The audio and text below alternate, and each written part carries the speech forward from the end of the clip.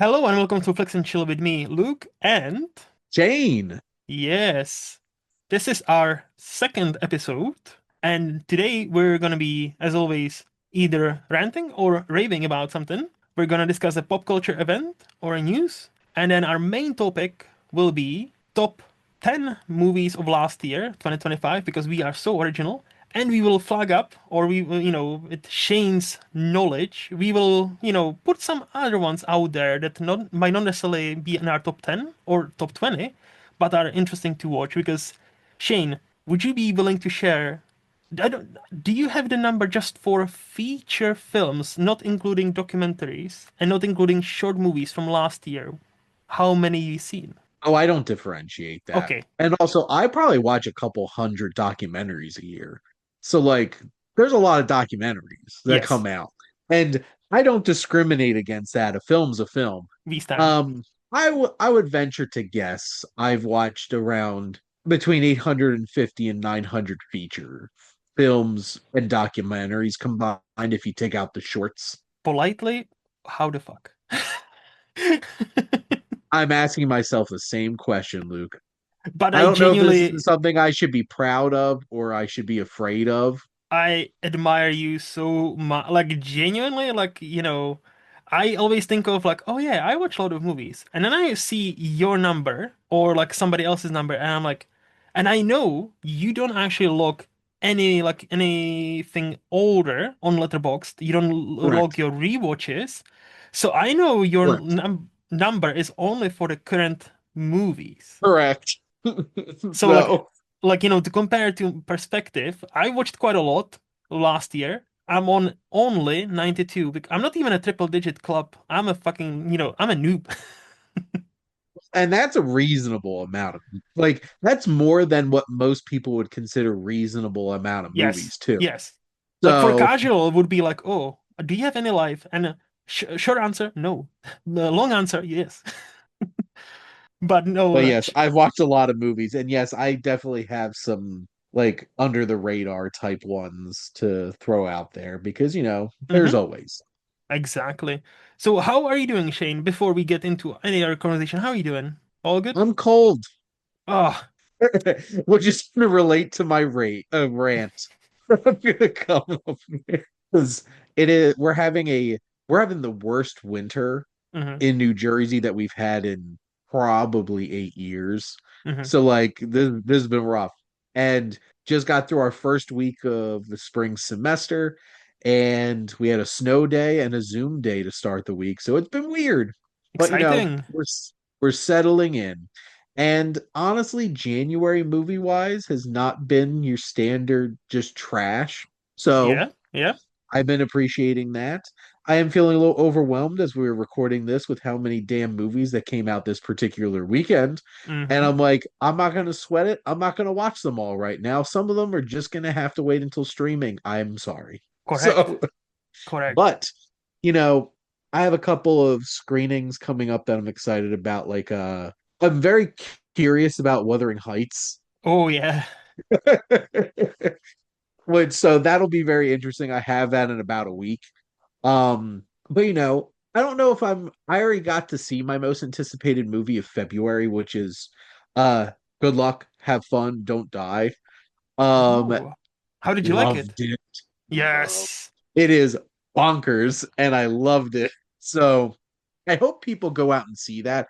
I don't want to see Gore Verbinski have another flop and then he just got out of director jail. Yeah. This is his first feature film since Cure for Wellness, so there's some things to be excited about. I finally watched the trailer for the first time because it's playing now in the cinemas in the UK. Because if you have new releases to watch, like we are sometimes, like, the movies that come out in America will, for some reason, will not automatically come out the same week or even the same month in the UK. So Sometimes the same year. yeah, exactly. So like like we just got a Rental Family 2025 movie Yeah, and No Other Choice 2025 movie. And like a couple of other things that already premiered in the US, like they are just coming in today, 30th, like 6, 7 movies are 6, 7. I wasn't even planning on it, sorry. they're like opening, and I'm like, oh, this would be nice when I'm not on call and I cannot go to the cinema because I don't want to be that dick with a phone vibrating in the Yeah. cinema. So it would be nice if like some of those movies came out a bit earlier, like maybe 20, like is this still on, Yeah. is this thing on in 2025 movie that's coming out today or sorry, yesterday, Friday? Well, what's interesting is a lot of the ones that you just mentioned, like, is this thing on? And No Other Choice really didn't have wide releases in the US until January anyway, Yep, yeah. which I could rant about that, but that is not what I'm going to rant about today. So tell me, why are we mad today? What is, what is grinding your gears, Peter? So, as somebody who hyper focused in terms of planning and scheduling Hmm. and coordinating Hmm. stuff, and as somebody who very much likes to plan things out, you know who my greatest enemy is, Luke? The weather. The weather. The one thing I have absolutely no control over, and then it just whips itself on in there and ruins my plans. It just This sounds like such a petty thing to be complaining about, like for on a personal level, but Hmm. like I just it's so funny because Jess, my wife, is a weather weenie, as she professes. She loves weather, Hmm. and I hate weather. Hmm. Weather is not my friend. So like I want to go see these movies. I want to do this thing. I made these plans. I was supposed to have a double date later today, but it got rescheduled because potentially imminent snow, which it doesn't look like we're going to get snow, but I don't think the double date's happening anyway. It's Hmm. just like that kind of stuff. It's just like I put in so much time, as you know, coordinating and planning and scheduling things. Hmm. And when the weather gets in the way, it's just really frustrating because it's like, what the hell am I supposed to do about it? Hmm. And that should tell me, don't worry about it. You can't do anything about it, but that's not going to stop me. So there's my rant.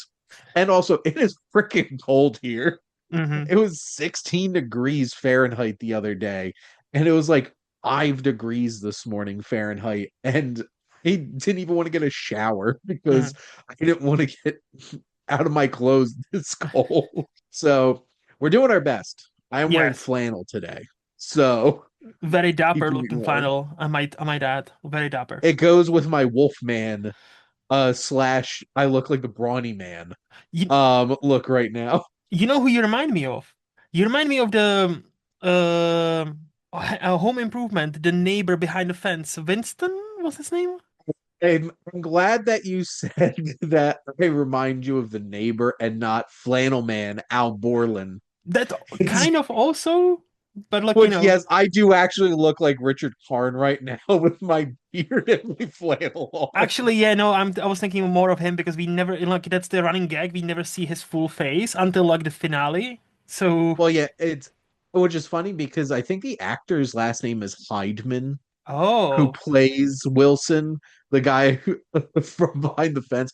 But no, I do have some Al Borland vibes right now with my yeah, flannel, which then Tim the Toolman Taylor's like, and my co-host Al Flannelman Borland. every time. I watch a lot of Home Improvement. Ha, ha, ha, ha, ha. Yes, I watched it as a kid. So, More power. yes, I didn't even remember Pamela Anderson was on that show. In her younger I think she years. was on it for like the first season or two, Hmm. and then she got replaced. I Yes, well, I she got replaced because like she went on to be doing some bigger stuff like Baywatch and stuff like that. But not to take anything away from the actress who I don't remember her name who came in afterwards. She is also a very attractive woman. correct. But So there yeah, you go. to your weather rant, like I'll say, like I can relate because we talked about it off mic, but here in Scotland, we've gone through something similar in literally the beginning of the year. Like, came like it was like first, second January, suddenly snow, which fine, like happens here for like 3, 4 days usually. No, this time it was like 8 days. And let me tell you, for a country that's not prepared to deal with snow, people were panic buying just like it was COVID 2020 again, baby. People were not driving to work. I spent the entire week working from home. So yeah, like it was a bit of a shit show I here. don't get why people in Scotland shouldn't be prepared for like snow. Like, how north are you? Like I'm hemisphere quite north. wise, I'm quite north. isn't the UK pretty north? It is, but So basically, if you go up on like mountains, Climates. yes, if you go up like mountains and stuff, yeah, you get a bunch of snow all the time. But like cities, we, what happens or what's like I've lived here for almost 15 years now, and what tends to happen is we get snow about maybe twice a year, and each time it's like 3, 4 days max, which the third or fourth day it's already melting away. So we get a bunch of snow the first day, then we kind of get used to it the second day, and the third or fourth day it's starting to, melt away, melt away. Then it becomes obviously ice, ice, ice, baby. Dun, dun, dun, dun, dun, dun, dun. Yes, And then we prefer that ice. definitely. Oh, I didn't even. Yeah, fuck ice. Um, I have a 20-foot tall mound of snow outside of my house Hmm. Hmm. because I live in a complex, like Hmm. a townhome complex. So when they came in and plowed everything, like that Hmm. mound of snow is going to be there for like 3 months. Yep. But no, It's going like to be there until April. yeah. So So is New Jersey not prepared to deal with snow? we're relatively prepared to Okay. deal with snow. It's still snow. We got Yes. 8 inches of snow. Hmm. So like, and then 2 inches of ice. And see, then you So get that into the made it debate. worse. Then you get into debate. Some say 8 inches is too much. Some say 8 inches is not enough. Like, we'll never know. 8 inches in this context is way too much. In some other contexts, it's not enough, you say? All right, I hear you loud and clear. I'm slightly concerned about those said people who are complaining that 8 inches is not enough for them. Hmm. Just putting that out there. Have you seen that meme that goes around the internet now where somebody like has a ruler against like a perfectly narrow like snow and it's like exactly 5 inches and it's like perfectly acceptable amount of like snow, and somebody retweeted it and said, "Oh, this is how 8 inches of snow looks like." And I'm like, clever, clever. Damn. But Got no, called out. yeah, same. Like, no, but like like I can relate. I can relate. So for But what my is your rant or rave? I will tell you. So for my one, this is a topic I can go either way because I'm going to be talking about streaming Okay. and streaming platforms. Mhm. And this time, I'm gonna choose to rave about it because like it's easy to say, and I will probably make it at some point. There's too many of them. They don't have everything I want. All that stuff. We all know that. Some of them are not as reliable. Some of them, like the interface is not great if you have a different TVs and all that. But I was thinking to myself lately, because here's the thing. Question. New Year's happened. Do you have any New Year's resolutions for movies? Not in personal life, but for movies. Let's say, oh, I want to, 2026, I want to watch more of, let's say, Westerns. Or I want to finish, or I want to start this filmmakers, catalog. Af- After how many movies I watched in 2025, Hmm. my resolution is I want to be more focused on what I am watching in Hmm. terms of new stuff. And I want to watch more stuff that I actually want to watch. Okay, that's sensible. So, Because I got mine like I don't really make resolutions, but for movie wise, I realized last year I watched like almost 500, like 400 something, 60 something, which yeah, again nothing pales compares to other people I know or we know. top loop. But out of all of them, there were not even 20% were foreign, which I can make the argument. English is a foreign language to me, so like all of them foreign, Yeah. great. No, but So like what you're saying, you're like international yes. cinema and stuff like Yes. that? So for my this year, I have two. So I want to finally rewatch Lord of the Rings and watch Hobbit movies, give them a Mhm. fair shot, and see what I actually think about them. And I want doesn't matter the number at the end of the year, 2026, the letterbox number. I don't care. What I care about and what I will be more conscious of was focusing more international, where I would want that slice of that pie to be at least 20%. So, like more, whether it's more French movies, Japanese movies, Italian movies. I just watched the Spanish slash Lithuanian movie, which we both loved, and I think I'll recommend at the end. So, Yeah. hint, hint. But yeah, that is my New Year's resolution is like Yeah, I love international cinema, and it's because many times this is where the actual quote unquote gripping stories are. Like, don't get me wrong, America's great. America's number one. We all know. We all listen to Donald, okay? America number one. But I think there is something about like, dramas where like, sometimes drama from Italy, Spain, sometimes some fantasy from Japan like hits you Mm, like there's no other, like nothing else because they, spoiler alert, people think differently in different countries. They have different attitudes yeah. towards different things. So it's a different perspective on many issues, on many topics, on life itself. And I always find that fascinating how you can make a movie and can be very niche, very specific, but because of that specificness, that's a word, 100%, it can actually be universal because you recognize the characters. Mm. So, Absolutely. And I'm actually trying to pull up something real quick in mhm. terms of my film watching because like I watch a lot of Oh yeah, you do. Yes. I've I wound up watching 85 French films Mm, in 2025, 44 German, 28 Japanese.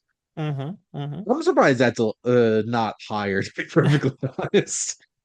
I love me some Japanese cinema, but like Yes, you do. different languages, 30 of them were in French, 20 of them were in Japanese. Like I've watched a lot of if I had $1 for every time I've watched something from Israel or Palestine in the past year, be a lot.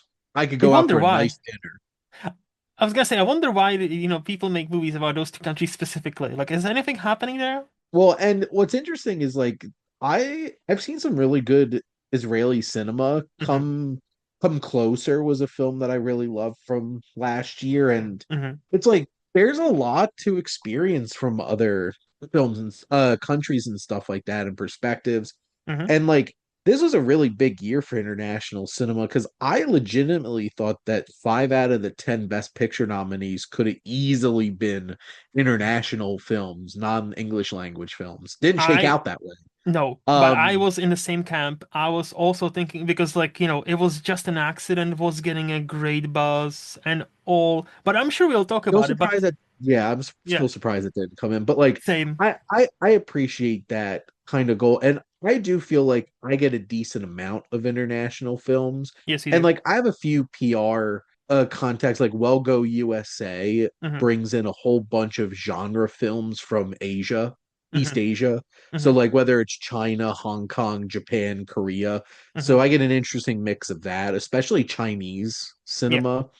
And it's cool getting to experience all those different types of things. So, and I could appreciate that. And, streaming can help. I think Netflix does a good job of bringing international films Mm-hmm. around, but don't watch them dubbed, which they're like Yeah. default Yes. dubbed. Yes. Li- Live action dubbing is terrible, like so bad.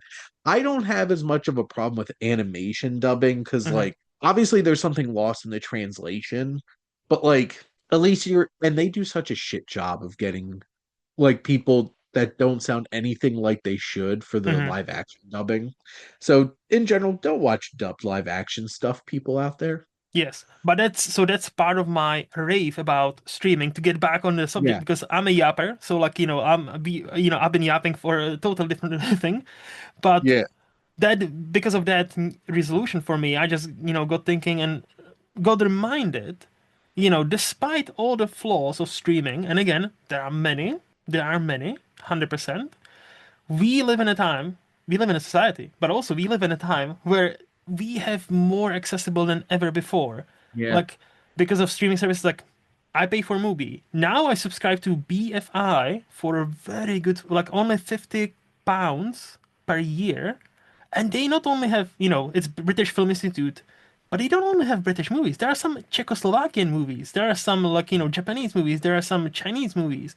And there are many I'm like, "Oh, I've seen this movie on many lists, like greatest of all time or greatest of this year." yeah. Great, on my queue it goes. So like, because of streaming, I'm now focusing, so I'm gonna rave about it because I want to focus on the positives where it's a good time to be a cinephile because you like even your Netflix. gets like, at least in the UK. I know it's obviously it depends where you live. If it's a US, UK, Czech Republic, Germany, whatever, like, the content, or I hate using the word content for movies and TV shows, by the way. I didn't know why I just did that. The movies and TV shows, the offering is totally different. But overall, I think they still try to push international. So like in the UK, Netflix, you'll find a bunch of Indian movies, some Japanese movies. So, you know, there's some German movies I've seen there as well. There's like some from Africa, from like a few countries in Africa I've seen. They're on my queue as well. Mm. So despite everything, despite paying a lot of money to different streaming services, I really like that we have in our fingertips about roughly what 4 or 5 thousand different movies we can watch at this very moment. And that's Yeah. only if you're paying for, let's say, Netflix, Disney, and let's say maybe Amazon Prime. And I'm not talking about you need to pay like on Amazon Prime, you need to pay extra on top of it to rent it. No, no, no. I'm talking Yeah. about free that comes with the Just the subscription. Yeah, streaming yeah, yeah, yeah. service, Yes. Prime Video. Just those three alone, I would imagine if you actually count the catalog and the movies, easily probably like, thousands and thousands. Quality varies, of course. Not all Of will be course. A plus, but hey, it's perfectly fine for a movie to be just fine. Not everything needs to be the best of all time. Yeah. So my And rave, not everything is going to be. So, correct. So now that's I think that's the end of my rave. Like, it's good time, I think, to be a cinephile, especially because of these. So we are not just in a, hey, I want to watch this movie from like it was just an accident. It's not streaming anywhere yet, but I think it's coming to movie at some point, hopefully, fingers crossed. Or like maybe BFI. So, like, for example, BFI has a secret, wait, something of a secret fig. Secret of a secret fig? the Is it secret? I know what you're talking about. And that was I got lucky enough to see that in a theater last year Oh, in 20, and that was a great film and would recommend checking that out for sure. the seed of the Seed sacred of a fig. sacred fig. And Yep, I've seen a that's it. trailer for it in the cinemas here, and I'm like, oh, that looks awesome. And I think that it is played here for about a week, and then it went off, and I was like, oh, for fuck's sake. So when I was scrolling through BFI when I subscribed, and it was building on my watch list, I was like, oh, perfect. Onto the watch list it goes. Except, surprise, surprise, for some reason, the app on my Samsung TV that was very pricey and 4K and beautiful, their app doesn't have a watch list. I'm like, so I was building this watch list for like good 20 minutes. I put Hmm. there like maybe 60 movies plus. And I'm like, and I logged into the app, I see everything, and I'm looking. There's no my list, there's no watch list, there's nothing. And I'm like, okay, cool. Thanks, BFI. Fix this shit, like, please. Like, anyway, What are you doing? yeah. No, but this This is is quickly turning into a rant. no. I was gonna say like no, but no. So honestly, it's for all the pains and all the struggles, it's a great time to be a cinephile right now. My one thought that I'll throw in there to add to this is we take it for granted. Sure, Yes, yes, it keeps it increasing in prices. Sure, it doesn't have everything that you want. But remember, there was a time that your only options were this is either in a theater or it's on TV. yes, yeah. I remember it quite well. I used to record on VHS from the TV the movies I wanted to either Well, keep. Luke, I'm even talking about before they existed. I know, So like there was a point where like literally your only options were to watch it you either live, saw it in a theater or it was on TV. live. Yeah. So like Mm-hmm. Mm-hmm. we're pretty lucky. And honestly, I think Prime Video is an underrated streaming service for classic films. I'm not saying Yes. they put out the best new content, but like they have so many movies on there. It's just their interface sucks. And it's really hard to even just like look for stuff. They shitified it now. The search I've noticed when I updated my app on the Samsung TV, the search now includes AI, which didn't ask for, but okay. And it's Yeah. much worse. But to your point about Prime Video, I remember when I subscribed to Prime for the first time, like 2016, 17, and most of the stuff was oh, you can rent it or you can buy it. You can rent it, you can buy it. So I was like, oh, so this streaming service is not really a streaming service. This is like a perk to my, shipping. Okay. Yeah. But they've built it up. And obviously, there's MGM Plus, but it's not like they mix up, and put some MGM films for free on Prime, at least in the UK for some They time. should consolidate. Well, yeah, That's but one of my money. biggest things is yeah, and I know it's a money thing, but like at some point the streaming bubble's gonna burst a bit and Yes. they're gonna consolidate. Yes. One of the first ones should be MGM Plus and Amazon Prime Video because who Hmm. we kidding at this point? But Yeah. Amazon will continue to do that because money. Hmm. But there you go. No, but the classic, to your point about the classics, even in the UK, Amazon Prime, this is how I watch them, quite a few Marx Brothers movies now. There is like, Mhm. quite a few like, Hitchcock movies, all that good stuff. So I'm like, the only problem I had, this is not a rant, but the only problem is Amazon, you're a first trillion dollar no, no, second, sorry, first was Apple. The second trillion dollar company. You can hire a person that does the subtitles. Because many times some of the movies don't have subtitles. And I'm like that meme of Velma from Scooby-Doo. No, like when she's looking for her glasses. Oh no, my subtitles. I cannot read, I cannot hear without my subtitles. That's me. And every time, so the only Where's two my things, closed captioning? yes. So my two things about the Prime specifically is A, surprising amount of even newer movies don't have closed captions like English, and B, many times I'm like, oh, they just added this brilliant Italian movie I wanted to see, and then I click on options because I've learned it now.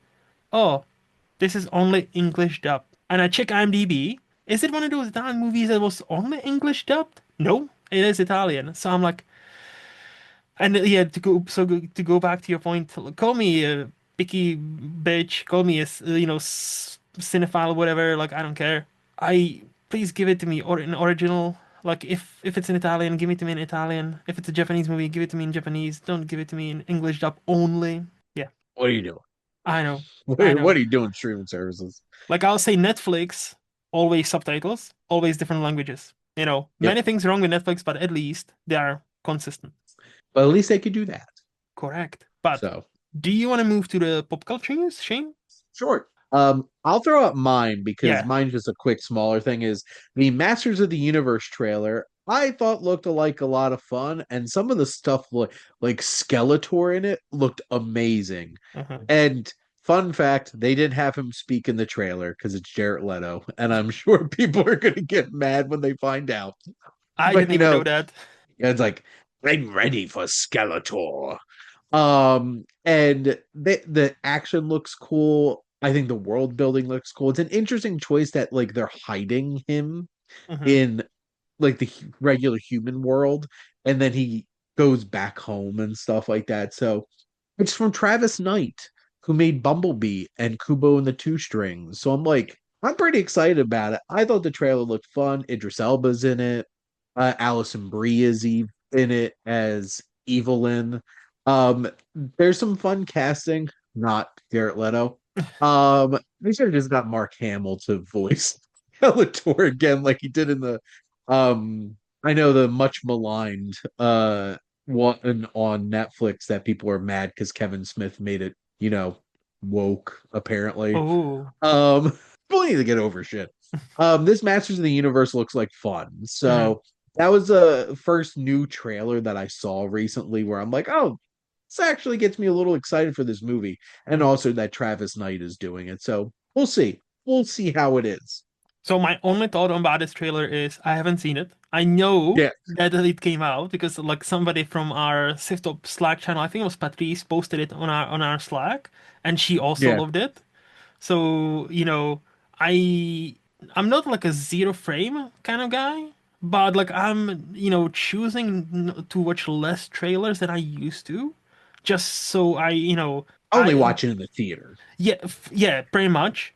Or like for the absolute biggest movies, like, if there's a next Star Wars movie, like, yeah, I'll watch it. If there's an Odyssey new trailer, I will watch it because those are the big movies. I'm like, this will be spoiled for me anyway, so might as well watch it first. And like Odyssey's like I know what happens in the I mean, Odyssey. yes, that's And that's it's the like other thing. Yes.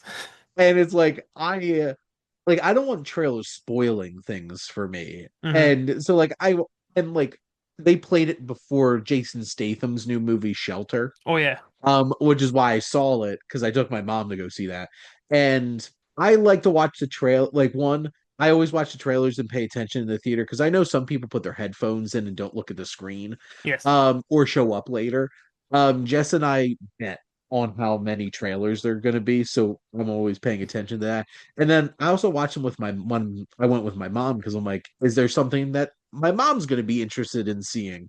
Hmm. And no, there were none. They chose some interesting trailers to put before that Jason Statham movie, Hmm. including Ready or Not 2, Here I Come, which my mom was not not jazzed about. I But remember, anyway, I remember on a similar note. So my then girlfriend, now wife, last year we went to see Ballerina in London when we went to visit London for a couple of days. And for some reason, I guess it was like a 15 plus movie or like, like adults. They yeah, only chose to show like horror movie trailers. So I they do remember, not a lot, yes. which is ridiculous. And my girl, now wife, she hates horror movies. And like, so imagine her watching Oh trailers no, for Bring Her Back, for the Conjuring the Last Rites. Was that the last title? rights, yeah. Yeah. And there was some other one that was also quite spooky. I can't remember now, but I'm like, damn. And then she was like, almost like tears in her eyes, like, what the fuck? Why are we watching these trailers? What the fuck? We're doing that a lot, Hmm. and they need to stop. Yeah. There's enough horror movies out there for you to put horror movie trailers in front of. Thankfully, yes. Thankfully. Yeah. But But yes, that is Masters of the Universe trailer looks fun. I'm mhm. actually interested now.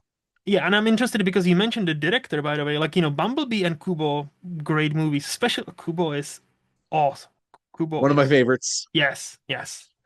So my pop culture is unfortunately a bit of a downer, bit of a sad note Mhm. because so we're recording this on Saturday, and just yesterday, Friday 30th, we lost Catherine O'Hara, aka Kevin's mom, aka Moira from Schitt's Creek. And Bye that, bye.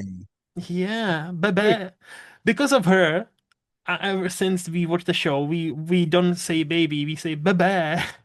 Oh, Just look at, also is like the bye bye. yeah, look at the baba. And Oh, that it's sad. shocked me. Like, yeah, it's sad, but that genuinely was shocked because she was 71, which is not Yeah, fucking it's not old. that old. Yes. And because of Schitt's Creek, she was having this like renaissance. She was being appreciated fully. She was in all of these movies like Beetlejuice, Beetlejuice. She was a voice in Wild Robot. She was in a. I haven't watched it yet, but I know she's in it. The Studio, apparently. Well, she missed the Golden Globes a couple weeks ago, and I guess we know now she was sick, Yep. I guess.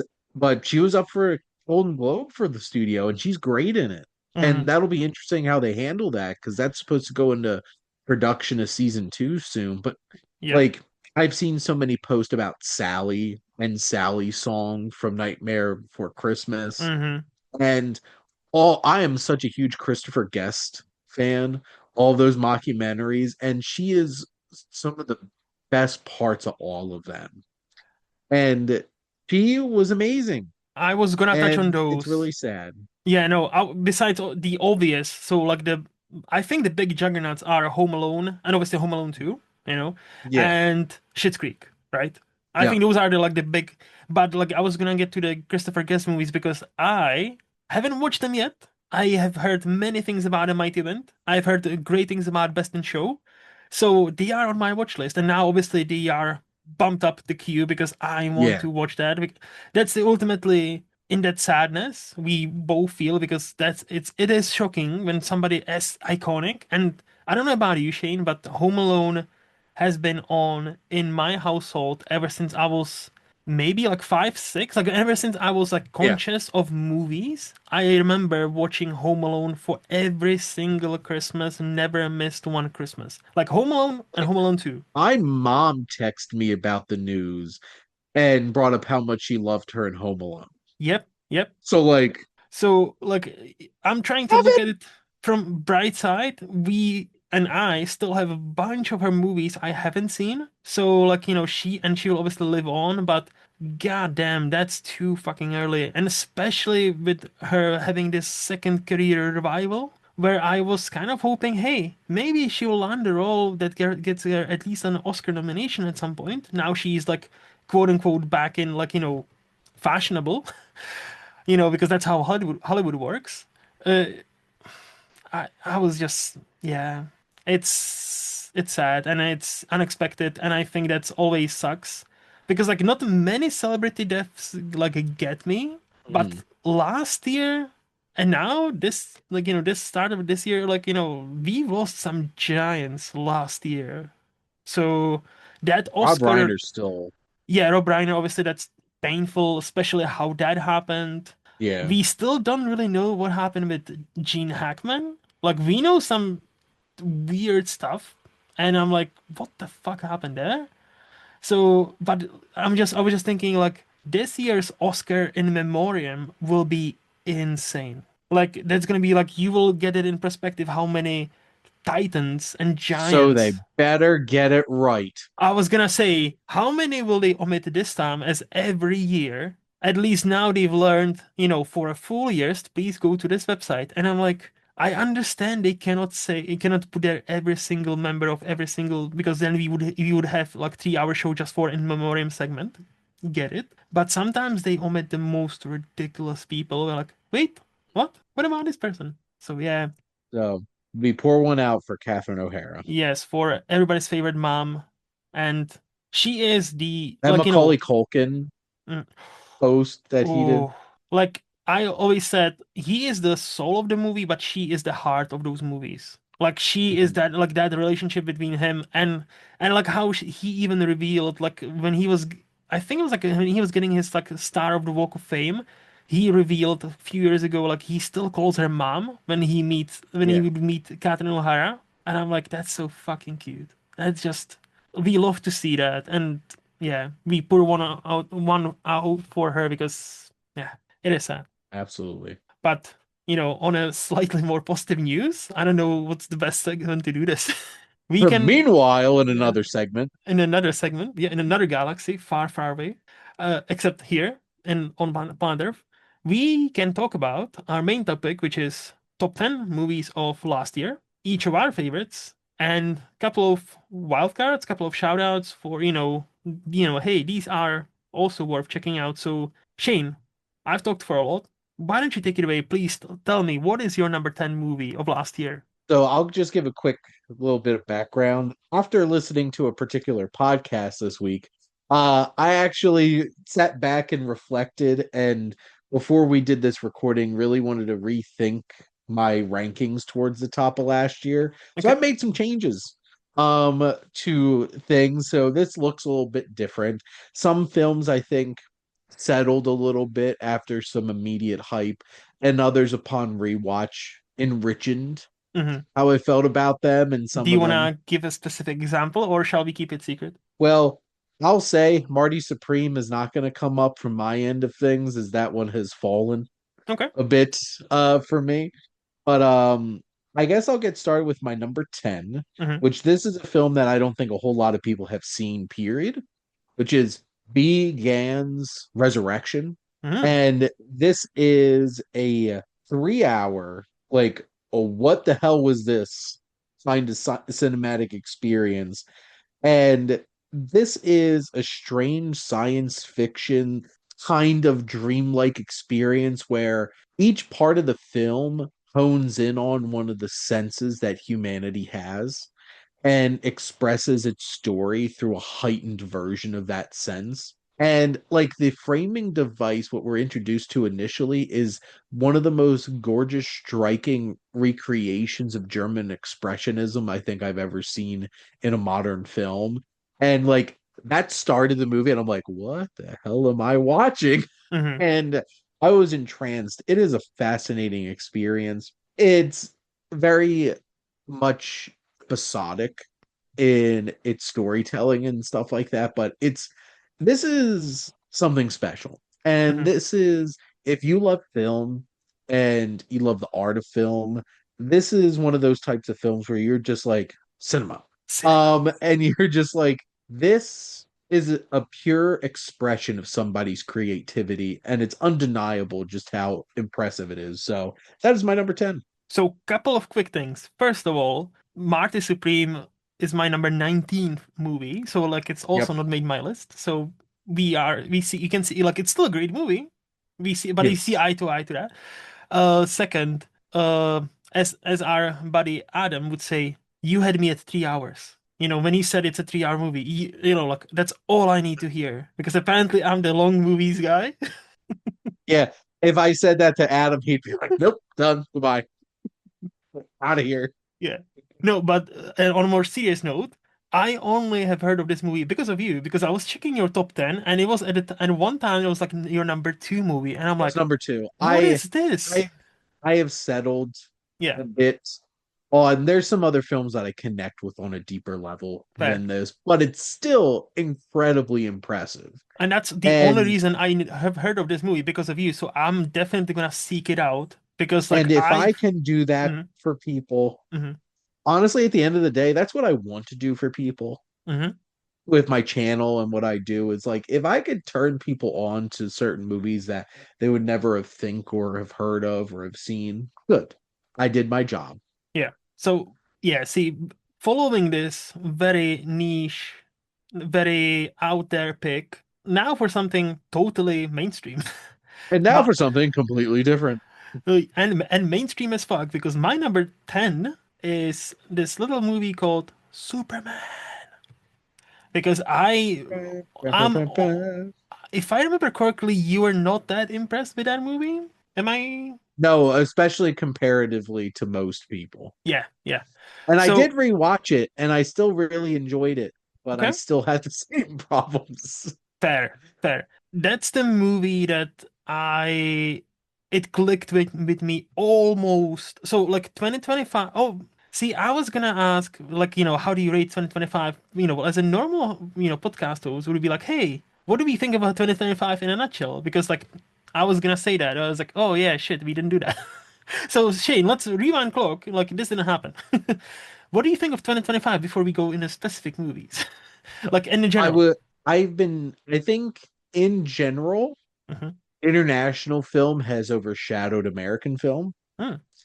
I think the year in terms of quality was very backloaded. So Hmm. like I feel like most of the best films of the year really did come out those last couple of months of the year. But isn't it I always the think case? not well, here's the thing, and I think the problem is I was not very impressed by a lot of big studio I see. films like blockbusters and Mm. stuff this year. I Like see. there was a Okay. few, Hmm. but like I'm the type of person that does love a great comic book Hmm. adaptation or a big action movie. Hmm. But like this year, I think it was a bit of a down year, which is also reflective of like I didn't love Superman as much as everybody else did. I actually like Fantastic Four and Thunderbolts better than Superman. But Okay. even then, like it was more of a down year for those types of movies. Horror was king. And Hmm. I love that for horror. Hmm. Horror had an amazing year. Yes. But like overall, I think 2025, I wound up loving a lot of films from this year, but it was a barrage at the end of the year where I'm just like, oh my God. So it took a while, but 2025 grew on me. Hmm. But for me, and I know I've heard almost unanimously, like, oh my God, this was such a great step up from 2024. Hmm. I will defend my favorite films from 2024 because, to be perfectly honest, I think I love 2020. Like my top 10 of 2024, probably loved more than this year's, Okay. but I think 2025 has more films that I loved. I see because yeah, my general thoughts on the 2025 before I go back to Superman Yeah. alone is I've there was a long, long time for the 2025 movies where I only had one rated at 5 stars, which was The Sinners. Yeah. Spoiler. And so and then, but now, and I have bunch on Letterboxd that are 4.5, which is, almost there. And Superman. So for me, 2025 is I thought it was actually great year for movies, but many movies I've seen, there's always like a wee caveat. It's like it was almost perfect, but it almost clicked with me fully, but right. And it's Superman to go back to my number 10. It's the same. That's the same story. Like, I loved certain sequences. Like, I thought the CGI looked great, and it shows that they actually had full year to work on CGI. Like, like James Gunn announced on the Twitter, like, "Hey, we just wrapped Superman like a year before it opens in a cinema. Now the visual artists have full year to get it as best as they can, right?" I thought it actually showed, besides maybe like one scene, and even then, I would defend that because I've heard some people had the problem with the multi-dimensional thingy magicy when they went, to that other, you know. Anyway, That wasn't a problem with me. That yes, it's not supposed to look realistic because it's yes, not real. yeah. So like, what are you talking about? But yeah, there was something like I cannot point my finger at what it exactly was, but I like I obviously love it. Like more, like 4.5 is great, but it was something that just didn't like hold me back. So many of these, I will say the same thing.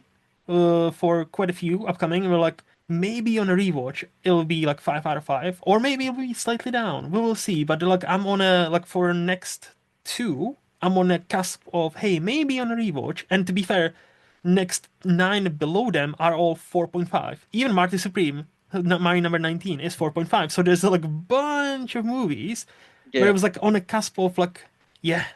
So like, but I a super, have yeah. 26 5 stars out of 970.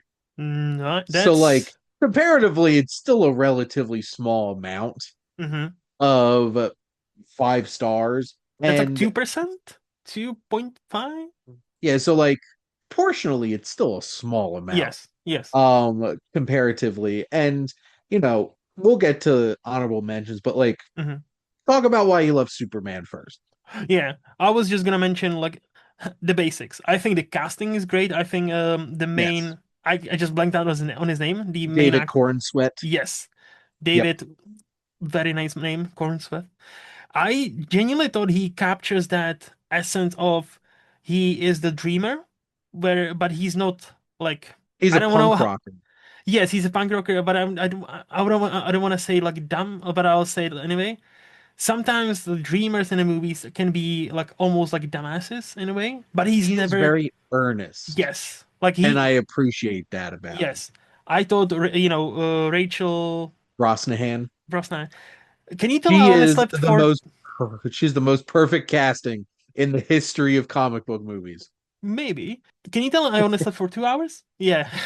No, but I thought she was great, and she actually got some stuff to do. Not as much because obviously it's still a Superman movie, but I think comparatively to like somebody like Amy Adams and how she was wasted in those Superman movies, like even So in this, wasted. yes.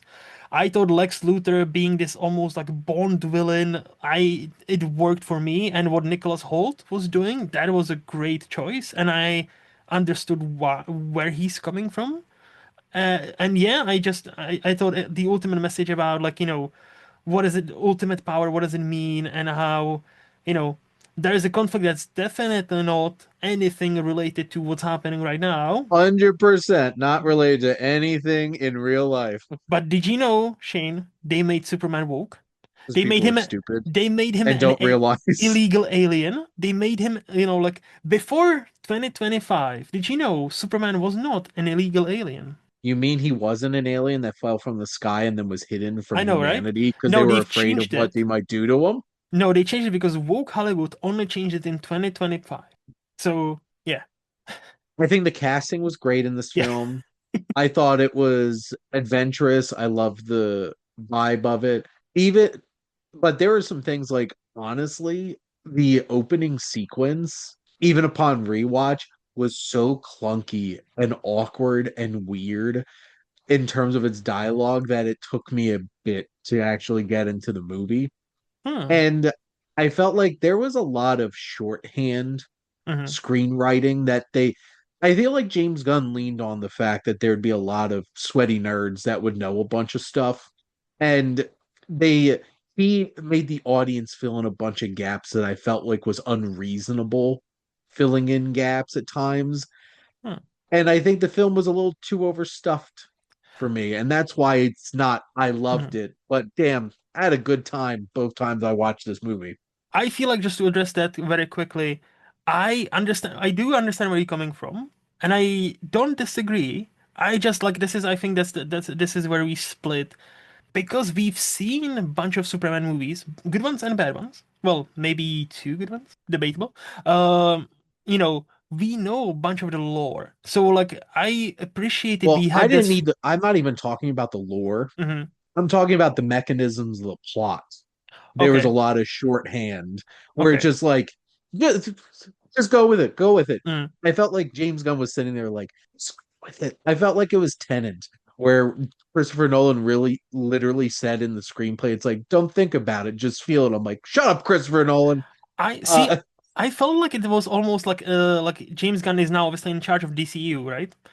And I felt like there was almost an obvious fuck you to Marvel because, like, hey, we don't have to spend 5 minutes on how this specific thing works or how what this specific thing, or this plot device does. No, we'll just address it shortly and we move on. So I kind of appreciated that. There is like, well, we don't have to have a meeting about this is what's gonna happen or this is how this is happening. But again, like, I understand where you're coming from. So that's a choice like that kind of worked for me, but I've only but seen it once. at this point, this is about you Hmm.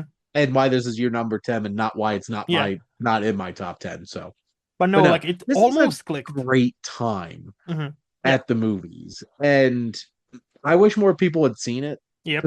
Comparatively, this still made a ridiculous amount of money, but not for like what this was a down year for comic book movies at the box Oh, office sure from was. what we're used to, Yes. from what we are used to. Sure They was. still made obscene amount of money Hmm. And compared to like most DCEU movies. needed a hit. And I think, Yes. as a They starting got it. movie, yes. And I think that They got it. ultimately I think that's my last point about Superman. I think the amount of crap a Disney movie needed to establish, lift off, and nail for people to be excited about Supergirl, that was kind of filmed almost back to back, where we Yeah. knew that movie. I think that by the time this movie came out, that movie was already finished and wrapped. And obviously, like the Masters of the Universe and all the other stuff, right? I think for what this movie like had a lot of heavy lifting, and I that's why I think that's also why I kind of forgive it because like look, if we're gonna speed run too many stuff and just so we don't have to sit through two three other movies establishing 10,000 villains or 10,000 other mechanism how we establishing this universe, cool. Like I'm not usually a TikTok baby where like I have five a short attention span, 5 seconds, that's all I need. But in comic book movies, hey, if you make me believe this universe is real, I'll believe it. And just the opening scroll, I was like, damn, this is how we're doing things. Cool. I'm in. Let's go. I was perfectly happy with that Yeah. scroll setting up the lure of it all. Yeah. Like honestly, I'm like, that I'm good with. Yeah. Boom. Get in there. My number 9 is Hmm. Train Dreams. That's my number And this eight, one, but let's go. yeah, this one actually has raised in my estimation, and I actually changed my rating for it because I can't stop thinking about it. Hmm. Hmm. This film is gorgeous. It is. This is beautiful from a filmmaking standpoint. It's impeccable. The music Oh, is beautiful. A song Train Dreams at the end during the credits will make you cry. yes. It is so beautiful. This is harrowing. Like there's one particular sequence in this movie with a fire Oh. that gutted me.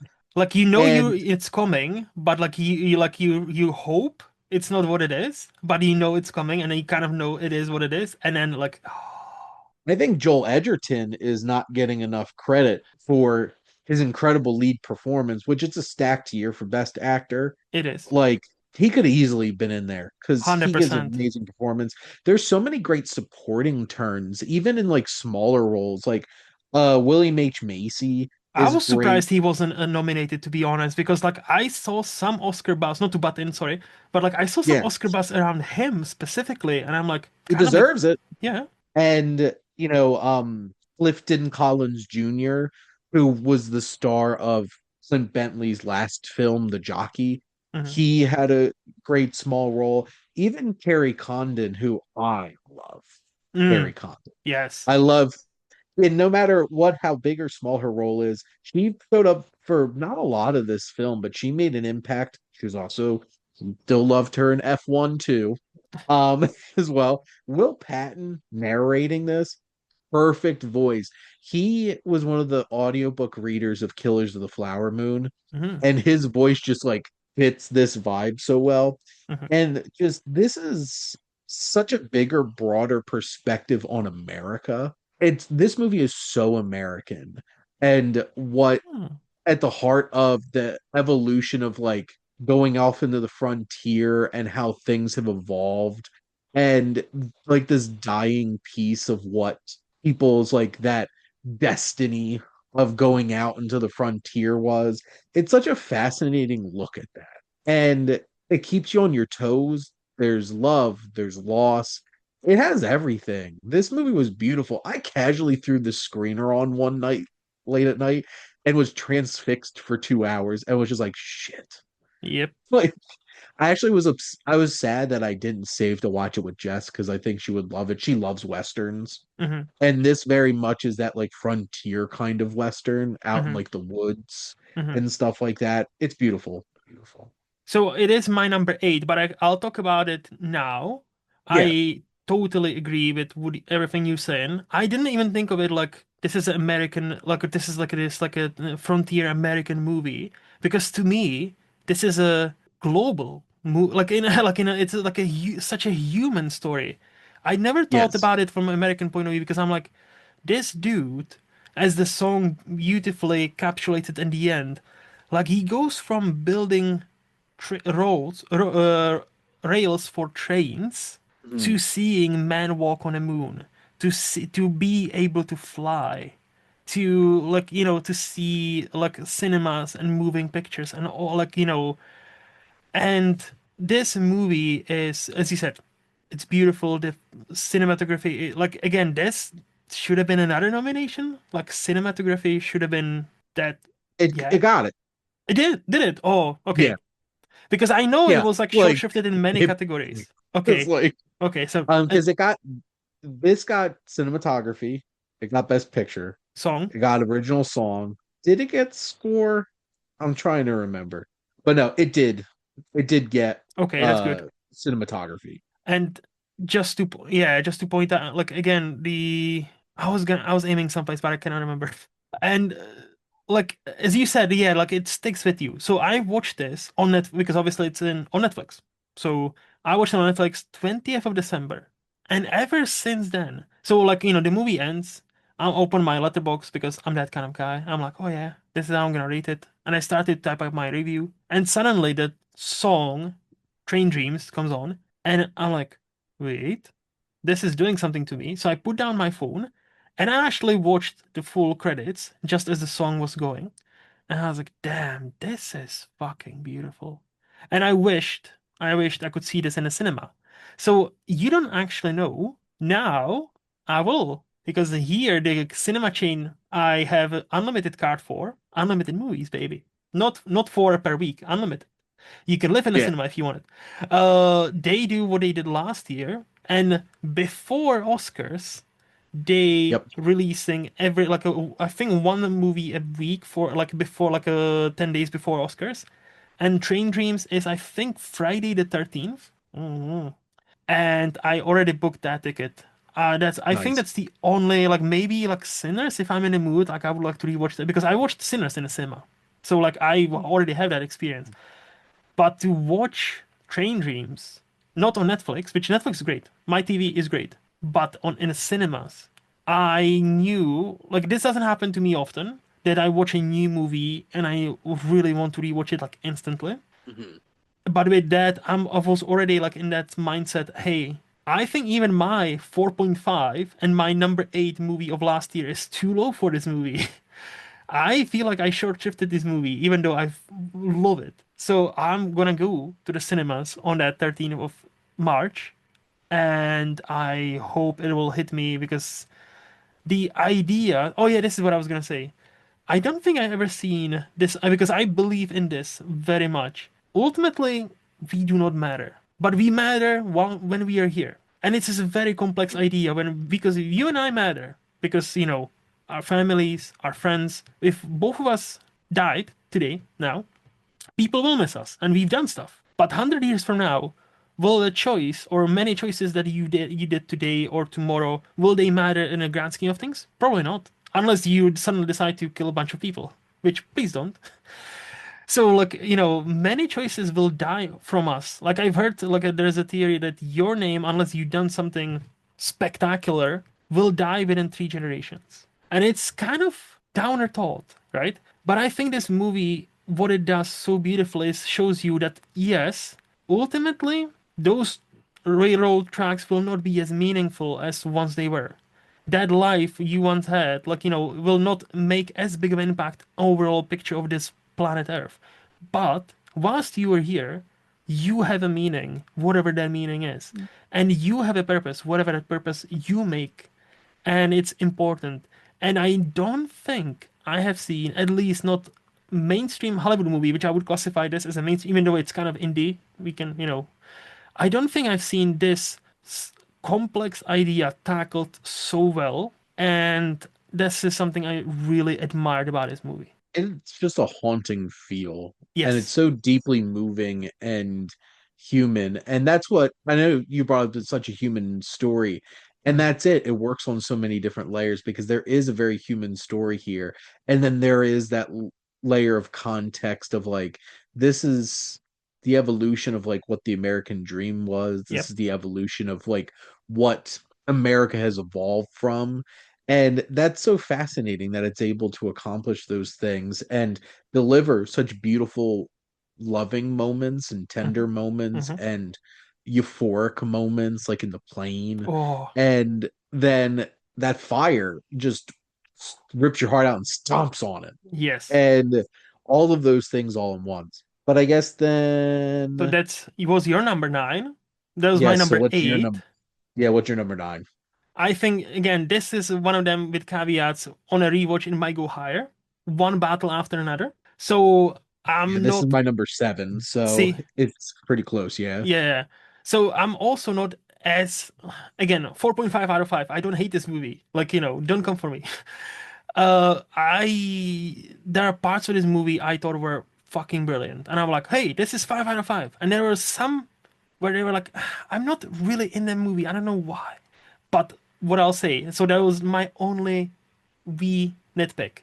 There were some moments in this almost 3 hour movie which I was out, and this is how I know there was something that bothered me, but I cannot really put it in perspective. I don't think it was any particular like performance or any like choice. It was something I don't know. You know how sometimes that's what movies do.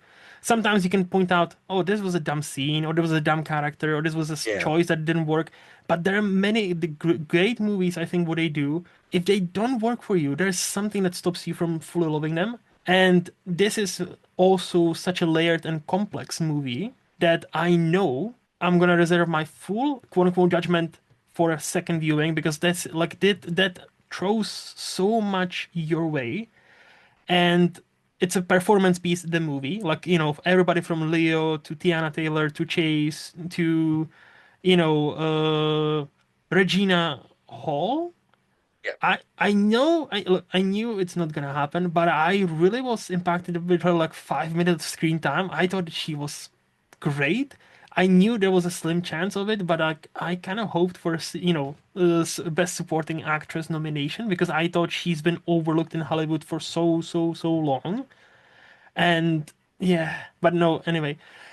And obviously, like the chase scene, the moment we think, hey, there's no other way how to make chase scenes fun and exciting because we've seen it all from French Connection to whatever other movie you want to name to Ronin or whatever. No, Paul, I mean, leave it to PTA and to just go boom, boom, just be like, hey, what if roads but waves? With that Johnny Greenwood score going Yep, on in the background, yep, that just pulsating sound, yep. basically. That's one of the most interesting scenes in any movie this year is that chase Hmm. and the manipulation of the level levels of the highway Yep. is so fascinating, and it's such a clever and it like how it ended felt like out of a Mad Max movie. Kinda, which was yeah. wild. And it's just like, holy crap. And the act like this film is not an action movie per se. It's a film with violence. And the violence in it is shocking and Hmm. brutal because like there's some moments where you're just like, holy crap, Yep. that happened to somebody. And this film, the opening sequence of it is intense and Hmm. thrilling and also complex and perverse in some ways. Oh yeah. Um, and the whole middle section, which I saw some people criticize that the whole gag lasted way too long. I legitimately think the whole what's the password thing is one of the funniest gags in a movie this year. Yes, no, that And was great. because Leo commits to the bit, Yeah, his job is to be loyal and burnt out and a bit of and bit kind of a stoned fool. and stoned. Yeah. Yeah. Yeah. And he sells that so perfectly. Benicio del Toro's Sensei Whoa. Sergio is one of the Sensei. best characters in any movie Yes. this year. Yes. Sean Penn's character work is next level. The commitment to every little detail that goes into that performance. And Chase Infinity, like, to be frank, like, he's also really a supporting character in the movie.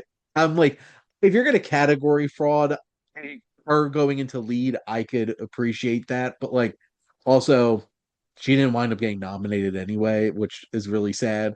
I'm not that But mad. like, Like she was great in the movie, but like I'll to be honest, I'm not that mad. She is young. She's obviously has been great, right? well, I'm also not mad that she didn't get nominated for Best Actress because she the main actress in the movie.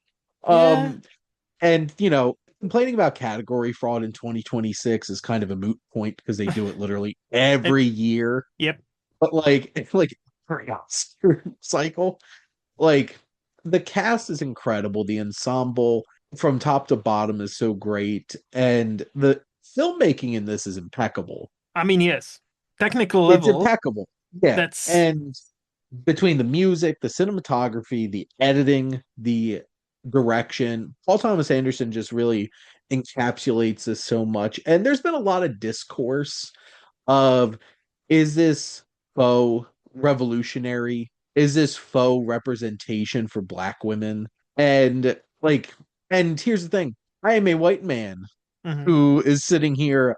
I'm not going to argue with black women who find this movie to not be as impactful as Paul Thomas Anderson thinks that it is. mhm, But like, this is a wonder of an experience. I did see this twice in a theater because I had my mhm, press screening, mhm, and then 2 weeks later, my buddy Joe wanted to see this in New York for his birthday. mhm, So I'm like, oh, I'm not gonna argue. I do feel like this movie has a lot going on in it.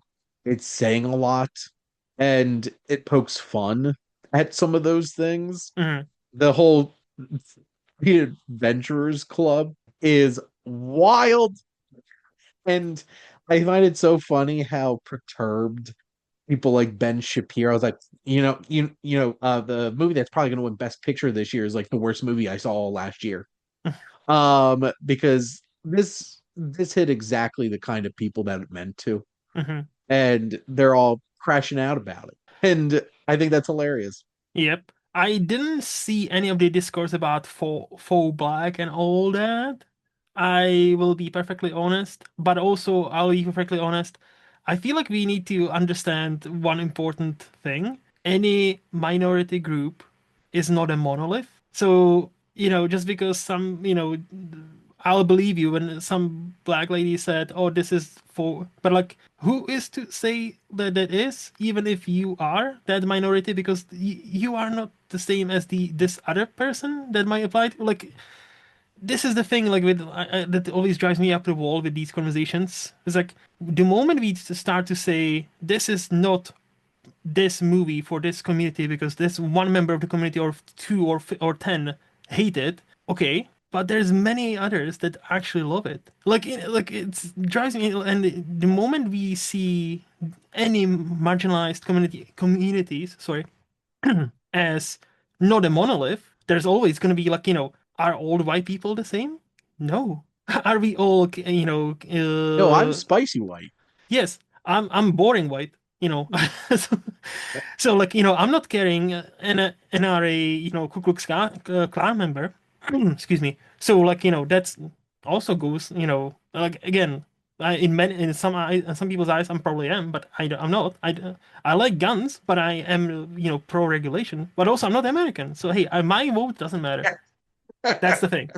But anyway, no, but like the themes about that, like revolution and about, like I written in my letterbox review, this movie talks very openly about different kinds of power, from black power to sexual power to like, revolutionary power to power to the people. It comes in a, we live in unprecedented times, Shane. And it comes in a very unprecedented times. And why are we having more movies about people kind of getting together and being revolutionized against government, oppressive government? I don't know why. Like is something happening that I'm missing? I don't know. All I'll say is I don't know for unprecedented times because history is cyclical and Seems to be. humanity's too dumb to break said cycles. So this kind of shit's happened before, and yet we still do it anyway. So we're in for a And wild 30s. well, Hmm. and the thing is, yes, this film is very much of the pulse of the experience in America right now. Like 100%. I And think probably other places too. yes. I was gonna say that I think that my last point about this movie and how brilliant it is, and I genuinely cannot wait for my rewatch of this. I think this is gonna be a great time capsule movie. Meaning, if we were to watch it in 2046, I don't think necessarily many things will, I don't know, age the best. Maybe not. But it will get Really back. hoping that this seems like out of place in But I think 2046. But I think it will be, and this is a weird comparison, but bear with me. I think it will be the same as if we now watch like something like Breakfast Club. You immediately transport to the 80s and how things were at the time, to a specific place, specific time in America. And I think, and many other movies from 90s, from 2000s and all that, like are a reflection of when they were made, obviously. Art is a reflection of, people who make them, time and place when it's taken place. And I think this will be one of the penultimate movies that capture brilliantly the 2020s in America specifically, where in 20 years' time, I'm like, holy shit, this was kind of happening. This in Eddington in the same year is quite an interesting I still haven't experience. seen Eddington, so but I've heard very polarizing things. Very polarizing indeed. Yep, My number eight is The Life of Chuck. I still haven't seen Life of Chuck. That's okay. This is a very polarizing film for a very different reason Apparently. because yeah, because some people think that this is a bunch of schlop, which is so very interesting as we've just recorded a cinematic wasteland talking about a Frank Capra film. This oddly feels like a Capra kind of idea where it's just like if you're gonna go in very cynically into this experience, you're not gonna like it. Hmm. You gotta check that shit at the door. I'm Hmm. sorry. I remember walking out of this and getting asked for my little quick reaction from the PR person, and my one word response was profound. Hmm. I think it's a beautiful expression of life. Hmm. And the first act of this film is a mystery. It's intriguing. You don't know what's going on and what does it mean. And there's something haunting and looming over you and powerful. And then we realize what it really is, and it becomes infinitely more relatable because, and this made me really think about the Shane that sits in across the Zoom from you, Luke, Hmm. doesn't really exist because that Shane is the Shane that you perceive that exists. Yes. The Luke that sits across from this Zoom from me is not real Luke. It's the Luke that I perceive through my lens. Yes. And that's what this film captures in a very interesting and unexpected way. I did wind up reading the novella afterwards.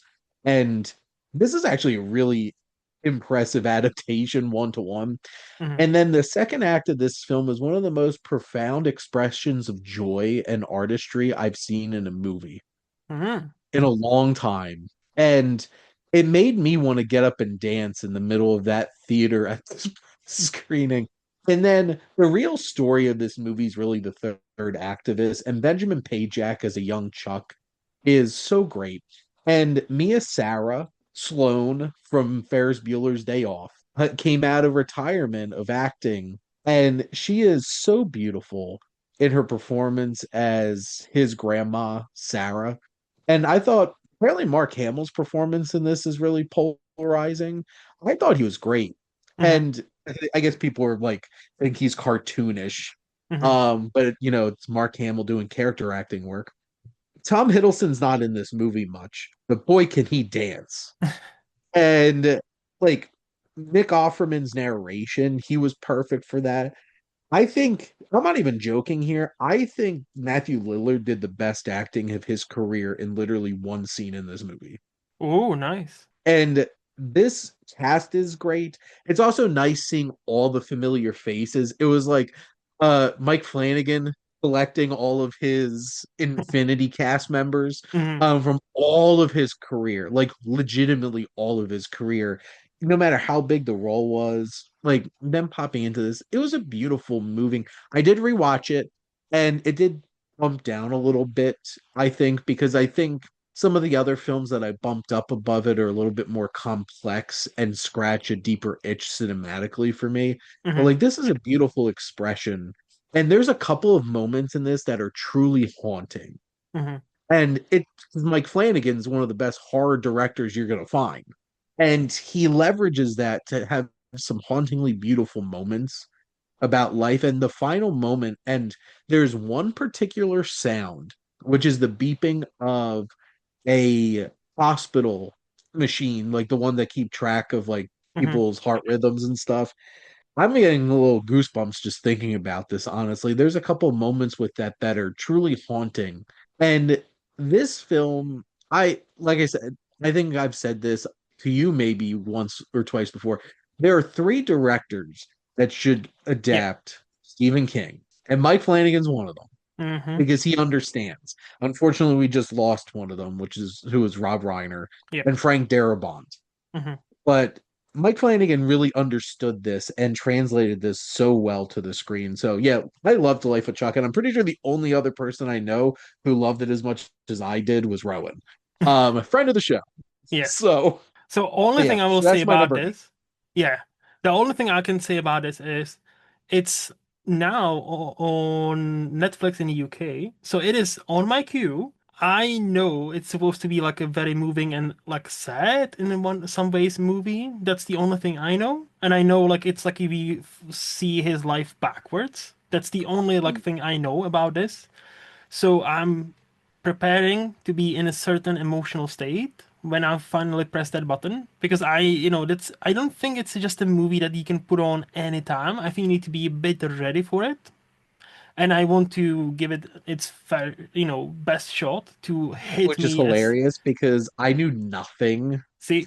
of this movie, and Mhm. I went into my press screening after having to drive an hour and 40 minutes to Mhm. get there because of traffic. That's a So I dedication. was not in a great mood Yeah, going in, and this like completely changed my whole entire experience that night. So that's that's my awesome. number eight. What's And yours? that's power of the movies, man. Like, if they can change your yeah. So my number eight, we've talked about it, Train Dreams. So I'm gonna move Yes. to my number seven. Or Which because my number seven is one battle after another, so then it's your number seven. so it equals out. That we didn't even plan this. Magic. So my number Magic. seven, I think this might be the most controversial one because I think this is the most divisive movie. But it kind of worked for me, despite this being the lowest of the franchise. I rated 5 stars. It's Mission Impossible: The Final Reckoning. I hear you people. I understand where you have your problems with this movie. And hear me loud and clear when I say out of all the three, four Mission Impossible movies I rated 5 out of 5, this is one of them, and this is definitely the lowest. No argument there. But I think what gets overlooked is that franchise, especially since Ghost Protocol, since 2011, set a high bar and immediately jumped over it in the next installment. Set the high bar, immediately jumped over it. You want to see me do it again? Yeah, exactly. Yeah, yeah. People And this is the first time where it seems it stumbled a tiny bit. So I understand all the are like, com yeah, I understand all the complaints. I genuinely do. And again, it would be the weakest out of the all the five-star movie or the five-star Mission Impossible movies. However, I am, I think we are on the same page here. We rate the movies based on what they are, not compared to the franchise, not compared to other yep, movies, based on what they are. And I had to get in myself in the mindset of, is this still a grade A action movie? Yes, it is. It might not be as great as Fallout or Rogue Nation. Sure, you win that argument. I'll succeed. Not a problem. You're the king. But on its own, it's still one of the best action movies, maybe the best action movie of 2025. Like that plane scene at the end where, Tom Cruise was doing things again. Are you checking other action movies? Okay, because Shane made a face and I'm like, "Oh, what did I say?" no, that So, was me thinking about honestly, this might actually still actually be this yeah. rated action movie. Well, You you've continue and seen I'll add in a minute. Go. look, if there's a movie you can challenge me, but you've seen like, about 10 times more movies than I have from last year. So like if there's one person I'll take challenge from is you. But no, yep, There's only a couple in the area and marginally, but you finish your point and I'll yeah. get to it. But I hope this will be the goodbye for Ethan's character. I was hoping for a different outcome, and without any spoilers. I was hoping for something different for that character, and I think we all kind of were. But I really hope this will be the end for him, and potentially, like, Haley, That well. Atwell. I was gonna say Steinfeld, but I'm like, no, we're not at Sinners yet. No, that's not. It's a different Haley. Differently spelled also. Um, Yes. I would hope she could take over, and we are finally ready for somebody like, woman to take over a franchise like this, especially when she established herself over the last two movies. Am I a bit sad that it's not Rebecca Ferguson? Sure. Do I respect Yeah, her but choice? that didn't work out. Yeah, I was gonna say, do I respect her choice? What she said, why she didn't come back, and she like how those movies are intense, and you need to be in one place and get ready for like 6 months. I totally get it, even though Queen, you're missed because she was the one. Shane, God, I love her so much. say like let's after Jeremy Renner kind of failed, like she was the one. Like genuinely, like she was like I was like if she were to take over, take my money, yes, for next like 10 Mission Impossibles, I'm there. Anyway, but this movie like still has great action set pieces, still has some emotional stakes. The ending, it worked for what they were trying to do. Again, if it was me judging it on this movie didn't do what I wanted to do, therefore it's shit. Yeah, I could pick flaws, but I know this movie delivered on what it was trying to do, and I just hope Tom Cruise is retired from this franchise. Knowing Hollywood, when you make a movie called Final something in a series, it's It rarely, should be, it's but that rarely. hasn't stopped any horror franchise ever. Just ask Jason Voorhees, The or final nightmare. yeah, or Nightmare. Yep, yep, yep. So I am the one of the lone defenders of this movie. I get it, and I'm not gonna go into one battle after another for this movie that much, but I think it's getting a bit of a short shrifted by many many people, and it's only due to how high and look at the peaks of this franchise are, and I don't think that's fair. So I gave this a 4.5. So also one of the few people who really loved this movie too, and can confirm the only two other action movies anywhere close to this were F1, which I had slightly above it, and then Avatar: Fire and Ash, which Yeah, I had because this wound up being my number like 77 of the year out of like 900. 900 Yeah, something yeah, movies, that's and good. like Avatar is like in the 50s. Fair. So like, but I obviously had a lot more 4.5s than I had fives. Yeah. But my only real gripe with this that kept it from being a five is I could have really did without all the obscene remember this? Yeah. Like those things, if you just would have trusted the audience a little bit more and just what, and I know why they put them in Hmm. Hmm. because most audiences they don't trust. So that's why they did it. And to be honest, there are Um, some obscure characters. I'm like, oh, so he is son of so and so from this movie? Okay. that was also like I didn't need that. Yeah. And Yeah. we didn't need that to add extra layers to Shea Wiggum's character to not like Agreed. Ethan. He could have just been a dick. Agreed. Like those were the things that kept this from being a 5 star for me. Everything Exactly. else, when this got into the action, my God, Hmm. it was incredible. And Tom Cruise is still amazing.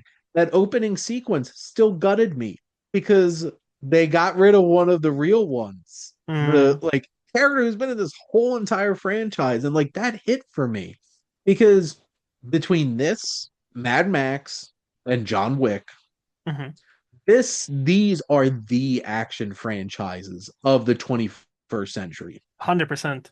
I would put the Like Raid obvious to the two Raid movies, but technically, I guess it's only two movies, so it's not a franchise. I would include the raid if it were like not Yeah. just like a 1 and 2 movie. Yeah. So like I'm thinking like because like there's other action movies that I put Hmm. up there, solo action movies or like if you're thinking about franchises, Yeah. and obviously Mad Max is like decades before this. I'm even just thinking about like let's be real, Fury Road is like the bar, Hmm. but like Tom Cruise is the action star and Mission Impossible has been the action franchise, stunt franchise.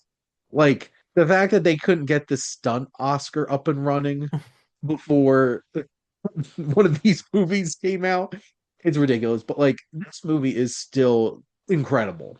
And I was like sat there for all 3 hours I was engaged. So I felt very very satisfied. I'm like, yeah, if I wanted to pick out things how I would have liked this to end, to be frank, that doesn't matter because I Hmm. didn't make this movie. Correct. And that is 100% my perspective on how I look at movies. It does, I'm like, it's The Rock. It doesn't matter what you think. Hmm. It doesn't matter what you want. Hmm. It's did the movie accomplish what it was trying to do? And this wrapped up how it wanted to wrap up, and how it did wrap up was effective in terms of what it wanted to do. So, do you think Tom Cruise will return for one last time because of the, Oscar for Best Stunts? I'm less I think less because it didn't make money. Mm, I think Paramount is a one shy after these last two because they spent way too much money making them. yep. So I think it's less likely we'll get another Mission Impossible because of that. And not that, oh, I think Tom Cruise is going to get that. One of his movies is going to get that Oscar. It could Hmm. even be Top Gun 3, Hmm. to be frank, when that comes out. Because So, that made all the money. yeah. So, Tom Cruise film is going to win that Oscar at some point. Putting that out there. But no, Hmm. this I was much higher on this. I know like people were throwing out 2.5s and threes for this. I'm just like I was invested and engaged the whole time. The first act of this movie didn't bother me as No. a whole. Like I mentioned, they didn't need to do as many of those obnoxious callbacks. And also, this had one of the best line readings out of any line readings in all of film this year. You out of you're just out of that yo damn mind. When he got on that sub, Hmm. oh my God, Tillman, man, man just delivered the best line read ever. Mr. Also, that Milkshake? was oh my God, that whole entire sequence was like oddly homoerotic, and I'm just like, Tom, are you trying what's to going stick on tell here? us, Tom, are you confirming something we've all been suspecting for the last 20 years? Tom? I can guarantee you they left out a part where they had an orgy on that submarine before it did That's in a Christmas director's cut, mission. okay? That's in a 4-hour director's cut coming soon. Yep, there you go. So that was your number seven. Yes. And my number six is Hamnet. Oh. This movie is beautiful, Mm-hmm. which also, one, the score of this movie is beautiful. The Mm-hmm. cinematography in this movie is strikingly beautiful. I saw this in Dolby and I was wondering why the hell are they showing Hamnet in Dolby? Hmm. And then I saw Hamnet, and then I understood why they showed Hamnet in Dolby because the sound mixing of nature in this and the music and everything is gorgeous. This film is beautiful. Hmm. And then it rips your heart out because which also won. I'm so glad Rose Byrne got nominated for If I Had Legs, I'd Kick You. I cannot wait to see And that movie, by the way. Yeah. in any other year, I'd be like, he should be winning an Oscar. Hmm. Jessie Buckley better be an Oscar for this because the she is. I love her. She's one of my favorite actors. If you couldn't tell, I have a long track record of loving Irish actors and actresses. But like and Scottish and Northern Irish and Jessie Buckley. My God, she just captures that like wild nature of this character initially. Hmm. That birthing scene in this movie Intense. is intense and she sells every bit of it. Like I thought she was actually giving birth. Yep. Yep. And to be frank, I don't think enough people give actors enough credit for scenes like this, trying to make this feel authentic. Like physical, yeah, physical performances like that. Yeah. Yes, because she killed it. And then that whole sequence with the fever Hmm. and their two kids and that hauntingly beautiful visual representation of what happens to Hamnet all going on, and then what Jesse Buckley does in the aftermath of that scene tore my heart out and stomped on it. Mm. And then this movie captures the beauty and the power of performance. And Paul Mescal being best supporting actor for this was dumb. This movie's literally about William Shakespeare and his wife.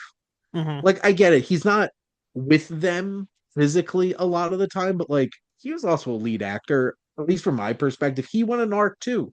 Also, things aren't about screen time. They're about is your character serving an arc for the general story, or are you a supporting piece to other people's story? But anyway, that's a whole other conversation. But Paul Mescal's amazing in this. Jesse Buckley's amazing in this. The performance at the end was so moving. Chloe Zhao's direction was beautiful. This, like, the whole entire theater for two-thirds of this, I just kept hearing of people trying to hold back tears and sobbing Hmm. in the theater. And there was one other movie in my top 10 that had that kind of response. I haven't gotten it to it yet. And Nice. it was for a bit of a different reason. But Hamnet, it was so beautiful. And I wish people got to see this consistently in IMAX or Dolby because just the heightened experience of it was gorgeous. But this was such an emotionally like there's few films that hit me as deeply emotionally as this film did this year. Hmm. So I liked Hamnet. I wish so I went into it wishing that movie would break me, like in a emotionally, because I heard many people, yourself included, being like, "Oh, this is very powerful. This is all that and that." I'm like, "Okay, I'm going to see this movie." Right after I think Anaconda, that was the odd choice, but it is what it is. I don't think that Should have watched affected Anaconda after.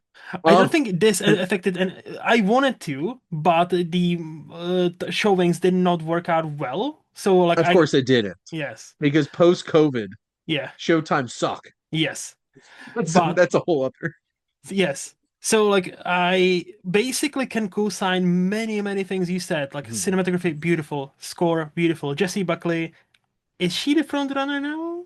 Like, I know we haven't I'm gotten pretty sure many. she's won like almost every single award. So Yeah, so but like we still don't have the major like the WGA, SG, SAC, PGA, all that. I have a But sinking feeling she's gonna yeah, wind up winning like probably. everything. And she deserves. She again deserving. My two things about Hamlet is so first is like I was ready to, as you say, to have my heart like ripped out, stomped on it, and like cry in the cinema, which I don't think I've ever done. And Oh, for the record, I did not cry watching this okay, movie. okay, but I know many people I have. don't cry. Okay, I know when my body like I'm fully aware of when I should be crying, and this yes. movie got that feeling that I should be crying, but I didn't quite actually cry. I just knew everybody else did. I only So, like I'm kind of like you. Like I've only cried during like three movies now, and that's only recent. That's only last like 4 years. So like most of my life, I'm like, oh yeah, this is sad, but I'm not doesn't make me cry. But then I was like three movies that kind of broke me. Anyway, so I was hoping this would be one of them, and it wasn't. So I was like, oh. And there was, and there was something I didn't connect. And then I was like, how do I put this? I don't necessarily understand Paul Mescal, but like, but his specifically, sorry, Like his performance yes, or because the character. yes, because the first, like, I understand the second half. I was like, oh yeah, okay, I see it, I see it. The first half, he makes in some scenes some odd choices where he took me out, where I'm like, am I watching a movie directed by beautifully directed by Chloe Zhao, or am I watching a reenactment on YouTube? If I put it very bluntly, and I love Paul Mescal. And there are some, again, especially in the first half, like I couldn't give you specifics, but I remember there were some few scenes where I'm like, this is an odd choice how to deliver this line. This is very odd. Like Jessie Buckley does this like next level where I hope she will win all the awards. And then there's him. And I'm like, my dude, I don't understand what are you going for. I genuinely don't. So please, I'm the 5-year old. Explain to me as if I'm five. Why was it I'm going to great? take a leap here and say autism. Ah, Honestly, um, watching this movie with my wife who works with kids with autism and is a BCBA, hmm, Shakespeare was so autistic in this movie. ah, And I think his performance is weird mm-hmm, and doesn't connect properly. And I think that's on purpose because I think that Shakespeare's supposed to be strange and not connect properly on a human level. hmm, And I might be reading way too into that, but that's why none of that bothered me. okay, Because like he is weird mm-hmm, and like how he engages with people and why he's so distant. Like to be frank, there's a lot of artists that are weird. And I yeah. just kind of like wrote up like I felt like it was more of a purposeful thing that made sense to me in that way, less than wow, that was a weird acting choice that makes absolutely no sense in the context of this. And I totally, like, I see, that's the thing. I'm not even arguing because I totally agree. It was a purposeful choice. But I think this is where we split. I don't understand the choice. Like, I Well, even, if like, it doesn't now, click with you, it doesn't click with you, yeah, Luke. like, So, now the autism thing, I'm like, was he a bit autistic? Okay, cool. Maybe on a rewatch, if I were to hone in on that aspect, maybe it will click or better. even without the label of it, like Hmm. obviously he's not somebody that connects Hmm. well. And I think it comes to a head because like she gets so frustrated with him that like he shuts her out. Hmm. And I think it takes until the very end where he finally actually shows Hmm. some real emotion. And that's why I felt like that was so impactful at the end. I'm like, my Yes. God, man, you finally just let it out. Um, I will say, I but still liked fair. it. I will say, Yeah. I still liked Hamnet. I gave it on Letterboxd, I gave it 4 out of 5. So I'm not hating on it by any means. And I will also Yeah. say one of the positives. This is not even 2 hour movie. This is like 1:55, something like that. But that's We not love even to see that. it sometimes. But not even that. This is one of the fastest, almost 2 hour movies I've ever seen in my life. Because I was like, hey, this is gonna be like another hour, right? And I'm like, it ended. I'm like, oh shit, this is the end. Holy fuck, this was fast. So like I wasn't even bored. It's just the Paul Mescal of it all. Hey, Again, if one of the main performances in the movie doesn't click with you, then and I'm that's a like, hard thing to get past. So, yeah, but but again, and I would want to shout out the kid actor at the yes, end. I think it was twins, right? Jacoby, Jacoby Jupe, Okay, who yeah, plays Small Hamnet, yeah. like their actual kid. That kid had some charisma. I'm like, look at this little ham. He's gonna go places. I'm hoping Is so. is he Like, actually related to Noah Jupe, who played Hamlet? don't know. I gotta look into that because that seems odd. That's such Hmm. a weird last name to have both Jacoby and Noah Jupe playing Hamnet and then Hamlet. I think they were twins. Like, I have a feeling there's a role that's played by twins, like as these movies do. Like, Well, no, like Noah Jupe is like 20. okay, Like never I'm mind. talking about like the kid who plays Hamnet, Jacoby Jupe, Mm. has the same last name as the actor who plays the performer who plays Hamlet in the show. Ah, the kid Noah Jupe from Mhm. Quiet Place. Oh, I didn't even recognize that was him, to be honest. No, Yeah, but he had like, some weird blonde hair. hmm no, I'm but like, that's a genuinely, choice. that is. No, but genuinely, like the last performance, the last 20 minutes, and when Jesse Buckley finally realizes how he processed the grief, and then she is into, like, not into it, but like she kind of like understands it. Like, He I thought that connects was, with it. yeah, connected, yeah, and that was meaningful, that was poignant. Again, that's one of those, like, I will have to rewatch. I'll have to rewatch, and because Chloe Zhao, like, she is, when it comes to camera work, when it comes to like the nature feel, like Jessie Buckley is perfect. But you say, like, she is nature in that movie. She is wild, kind of unpredictable, and I loved how, like, like how Chloe Zhao framed, especially her in the beginning with the nature. Yeah. And Mhm. like, there's only few directors at the moment that can frame a shot as beautifully as Chloe Zhao. And we'll talk about one of them soon. But wait, so this was your number six, yeah? Yeah, what's your number six? So let's go for something totally different after Sorrow, Poignant Hamnet. We go a bit silly with Naked Gun. I'm a huge comedy person. I'm a huge parody person. Airplane is my top three movie of all time. And I was so ready for this. And I was ready for this, but I was hopeful that they haven't put all the best jokes in the trailer, as comedies often do. Hmm. Like, my wife and I, we've seen it in the cinema, and we both laughed like every minute at least once. And Liam Neeson was such an inspired a choice for this character. Pamela Anderson to be his kind of like sidekick slash love interest, That was unexpected, but she nailed it. also inspired choice, yes. The amount of jokes this movie throws your way is awesome. I would say good 85 to 90% actually hit. There's some that obviously don't because nobody bats an 100, Mhm. but I had such a blast. Is it objectively one of the best movies of last year? Probably not. Is it, like, is this, is it supposed to be higher than Train Dreams? Probably not. However, this is my list, and I love Yeah, comedies and I love parodies, and we forget date movie, epic movie, those horrible, horrible, horrible parodies that killed this genre in the late 2000s. And to see mainstream comedy performing reasonably well in the box office and also being reviewed well, I thought this is a miracle. This should be praised more.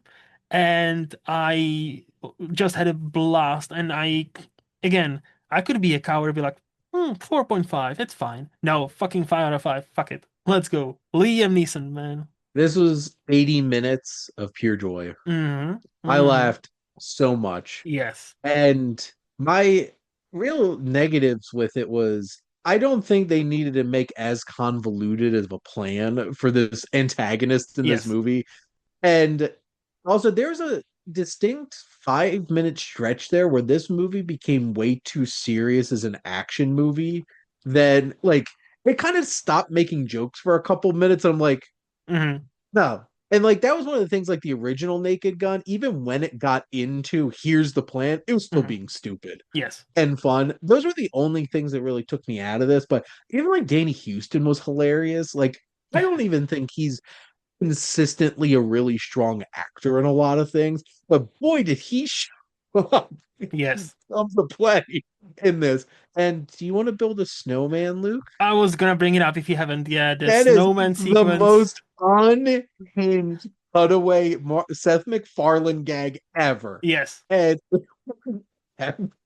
hilarious. the snowman. Like, it also goes on for about 5 minutes, if I'm not mistaken. Like, it's up there, but it's, See, that's a 5 minutes I could get behind. yes, yeah. I also This ending, the running coffee joke. it's The hilarious. It's so dumb. yes, Hilarious. yes. They get like full cups of coffee and are offered new ones. Oh my god. This this was the perfect building off of, and despite the fact that the Zuckers don't think it is, this is an exact perfect build off of what they did with the original. It's like this understood the humor perfectly. I think they're just not gonna lie. I think the Zuckers are just a little bitter, that they didn't make this movie because I they feel came out and like said they didn't like this. okay, I didn't even know. See, but I feel like they just it's just, different generations, man. Like what used to work, like you cannot make a movie like Airplane today because effectively you're trying to copy it and then it's never gonna be as good or as original Naked Gun. That's why you need to To be create. fair, like this does capture exactly that type of humor in many ways. I think the Zuckers are just being mad because they didn't make it. I think it captures it to a point, but what I would say, and to your point, you made it earlier, this is infused with that Seth It is. MacFarlane anything And then goes. Lonely Island. Yes, Yeah. and when a comedy, and I think that's where many comedies are running at risk, and this is very risky territory. Anything goes because if anything goes, nothing matters, and only few people can pull it off where you can still have fun. And I think this is one of the movies where yeah, the snowman sequence is insane, but it actually kind of not matters, but it makes you laugh. It's one of the funniest things in Yes. this movie. And I have to say, I went to a press screening for this. They Hmm. don't play trailers before press screenings. Hmm. I went in, movie started at 7. I walked out at 8:20. It was the most amazing thing ever. Exactly. Because like they came in and they delivered and they walked out after 80 minutes and we're just like, we're done. And I loved it for it. Did you stay after the credits? I stuck around. And that's the thing, that's with credits. Yes, yes, It was 80 minutes. Movie's unhinged. it is. Unhinged. So, And I'm sad we're not getting another. are we not? Uh, yeah, Akiva came out and said, "Yeah, we're probably not gonna like this was probably a one-off thing." I'm like, "Damn it!" Oh, Somebody at Paramount or this is Paramount, right? I I think believe so. they're probably like, "It didn't make enough money." Mm, Well, that's it a made good shame. money, and it was great, so Yeah, they could go suck it. yes. Um, my number five is the other movie where an obscene amount of people were crying in the theater, and that's The Long Walk. Still haven't And seen like I that one. said, for very different reasons. Yeah. I even know our very good friend Adam did not see eye to eye with me on this movie specifically, but this is what a year for Stephen King adaptations. This is brutal Hmm. when it wants to be and smart in how it presents things when it doesn't want to be. Hmm. Because Hmm. there are some moments where like they'd make the active decision to show you kids getting like teenagers getting shot in the head and Yeah. stuff like that to really like we need to get your attention. But then the more powerful moments as the film went on is how they handled some of the deaths. Because let's be frank here. I don't think it's spoiling to tell you that almost every single character in this movie dies. No, it's not. I kind of gathered that. Like, Yeah. like Yeah. Yeah. concept of the movie. Yes. Just be like, look, the first Hunger Games. I'm going to tell you almost all those kids die. Besides the one that's Jennifer Lawrence and the ones that are on the poster, Yeah. Yeah. Well, and this film takes it a step further because even it goes even further than that, which is not surprising. Mm. And I think the ensemble of these young actors is incredible. And if the Academy wanted to be bold, Best casting. this is the type of movie that could have easily earned a Best Casting nomination. Because Hmm. let me be frank here. It's a lot easier to go out and hire a bunch of big A-list actors to fill out your film. You know how hard it is to fill out your film with a bunch of young actors and they work? Yep. So, to be frank, I think this is one of the most impressive bits of casting in film this year is that they got an ensemble of young actors that nailed it. David Johnson and Cooper Hoffman just at the center of it. Hmm. Incredible. I know some people had some problems with them with Mark Hamill because he plays a little cartoonish, Hmm. like, yeah, that's what I want. And like really hamming it up and stuff like that. Was he in this as But well? yeah, he What a he's year the for curve. Mark. What a year for Mark Yeah, Hamill and Stephen King adaptations. yeah, specifically. What the fuck? And now I did hear on the Cinephiles, John Roca's like, I wish like if this was made back in like the 80s or 90s, a Gene Hackman type Ooh. where and I'm like, damn, that's actually like damn. hmm mm, hmm where there probably would have been more layers to the character if it were that. hmm Because he was like talking about him like at a like Crimson Tide kind of Gene Hackman. I'm like, damn, Oh, that is a great idea. I Crimson love that. Tide. So like then I started thinking like there probably could have been somebody else, but like what they went with, I think it worked in the movie. hmm hmm This is extremely well shot. Speaking of Hunger Games, Francis Lawrence, Yeah, yep. which also, to be fair, I think Catching Fire is was one of the best films of that year. I The think the second Hunger best. Games movie. Oh, sorry. The year. I'm not quite sure of the Oh, year, but the best Hunger Games films. movie, the Hunger Yeah. Games Oh yeah. movie, It's 100%. by far the best Yes, Hunger Games yes, movie. yes. And Francis Lawrence directs the hell out of that. hmm But to be frank, I didn't think he had this in him. Okay. Like I thought this movie was incredible. hmm And it's emotional and there's such great character work that you connect with these characters. But yeah, Long Walk, it hit. It hit for me. I wasn't planning on like missing out on both Stephen King adaptations, to be honest, but like somehow I think this one came out unfortunately around the time when I was having my first wedding, so I was out of the country. So That is unfortunately, fair. nowadays, if especially in the UK, apparently there's a unwritten rule: if you don't catch a movie within the first 2 weeks, well, get fucked. We're pulling it out. So I'm like, oh my God, because I heard such amazing things about this movie. And I'm checking it whether it's streaming anywhere yet because I know here it's in Peacock because it's a Universal yeah. film. So I don't know how that translates in the UK. Here I can buy it for £5. And I have a rule. I'm not buying from streaming services. Like this is my rule. So I'm gonna Yeah, patiently wait until it drops someplace. it's Because I fair. am this Life and Chuck like are the I think they are the two biggest mainstream movies of 2025 I've missed and I'm actually very keen on to check out. I don't know why I can't remember. What's the third Stephen King adaptation that came out? Oh, The Running Man. Oh Sorry. yeah, yeah. Yeah, But it was slightly different what I've heard. I that was also haven't slightly seen. disappointing. Yes. Um, but like I still enjoyed that. I had a fun time with it. Still hmm disappointing though for Edgar Wright movie. But But yeah, I no, can. Long Walk. Yeah, but I cannot comment any because again, I haven't seen it. So Yeah, I'll say looking forward to it. Looking forward to it. So my number five, we're going international, sentimental value. that was literally my number 11. So Very that came like nice. this Yeah, close to yeah, getting into my top 10. yeah. That's so talk about a movie where it doesn't hit you initially, but I think the longer you sit with it and the longer, and especially the final shot was so impressive to me in a show Do Not Tell, where this movie is so like talk about nuance, talk about characters. Yeah, Shane does a one motion that's like, oh yeah. Talk The crane camera pulling away. Yeah. Yes. And you see the distance that's still there. And I'm like, holy shit, that's such a smart fucking way how to show that relationship.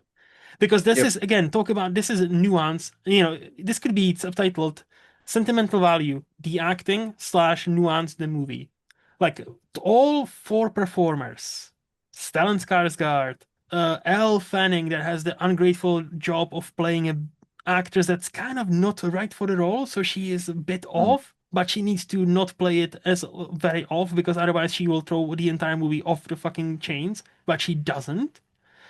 Like, Inga, very Nordic name I cannot pronounce. Stoter Lilius. Exactly as my co-host Shane said. Thank you very much. And obviously Stellan Skarsgård. You know, And all of them deserved yes. all of those Oscar nominations that they Uh got. yes. And after watching that, I watched the Oscar nominations first. I haven't seen the movie. I watched the movie afterwards, and I'm like, yes, so deserved. And I loved how this movie is so. So first of all, is this the most based granddad of all time, giving his 9-year-old Gen Alpha kid who doesn't own a DVD player DVDs of the Piano Teacher and Irreversible? I'm like, that joke killed me because it works on two different layers, and I'm like, Yep. holy sh! And he even says. This will teach you a lot about the relationship with your mother, and it points at piano teacher, and I'm like, ah, Oh my God. yes. Joaquin Trier. Trier is doing some great work. Yes. Worst person in the world. This, Hmm. Thelma is a film that I love. That was a random watch for me. Pre, that was back in 2017. That's That the randomly showed up. that's the only one of his I haven't seen. I've seen all of his feature ones, and Thelma is the I only literally one. own that because Lucky. that movie has stuck with me for Hmm. that long since I saw that. It's a superhero movie in disguise, Ooh. and you would never expect it. Yes. It's like an unbreakable type of situation where you're just like, wait, what's this really? Okay. It's fascinating. But Yes. no, he's an incredible filmmaker. He's a great storyteller. The way that this house Oh, has its own personality and life and how they portray that. And then there's great scenes in this with Renat Rensiv yes. like crashing out before that performance towards the beginning of the film. Like that whole thing was so uncomfortable and intense. Yep. And then you felt all the anxiety in her in that moment. It was powerful. And there I also had to drive like an hour and a half through traffic and trying to find a damn parking spot for my press screening for this one too. Same place, worst place to go for a press screening in Philly. Was this and Life of Chuck. The only two press screenings I've ever had at that theater. And I was like in the front row because that's where they put the press seats, Hmm. which was ridiculous. But this was such a fascinating film. And there's so much subtlety Yep. in how this all comes together. And this is so Norwegian, like from that kind of vibe and tone and everything. I'm just like everything's a little bit like cold and distant and stuff like that in a way, and a little bit more like See, like when you say Norwegian, I will do what you did for me in a Train Dreams. I wouldn't say Norwegian, I would say European. Because okay. many other countries, including my own Czech Republic, we have dramas exactly like that. We are not American. We're not doing it big. We are doing it subtle. Like, And I guess I'll push back some okay. Southern Europeans are All a right. little Okay. Yes. but A bit, yeah, like Italian and yeah. Get fair all the point. spicy white people, yes. Yes. So Us plain white people, like yes, we like subtlety. No, but yeah, no, but to your point, like this, yeah, if you have, well, this sounds weird, but if you come from an interesting family, I can relate. This might hit in a different level also because, like, I again, that's the beauty and the poignant of that last shot, where you know maybe the things will improve, but there is still some invisible obstacle in way, and maybe they will never get back. They will never be fully, improved. They will never be fully there where they would want to be, but maybe they've started. And just like this movie is the perfect example of it gives you what you want to take from it. Like, meaning, what I mean by that is you cannot watch it on your phone. You need to actually pay attention. And if you yes, want to find some things there that are meaningful and say a lot of things about families and how complex relationships are with your family, how, you know, two things can be true at the same time. And that kind of idea, especially when it comes to parenting, especially the parent child kind of dynamic, it's again, tells you a lot of stuff, but it whispers it to you. It doesn't yep. shout.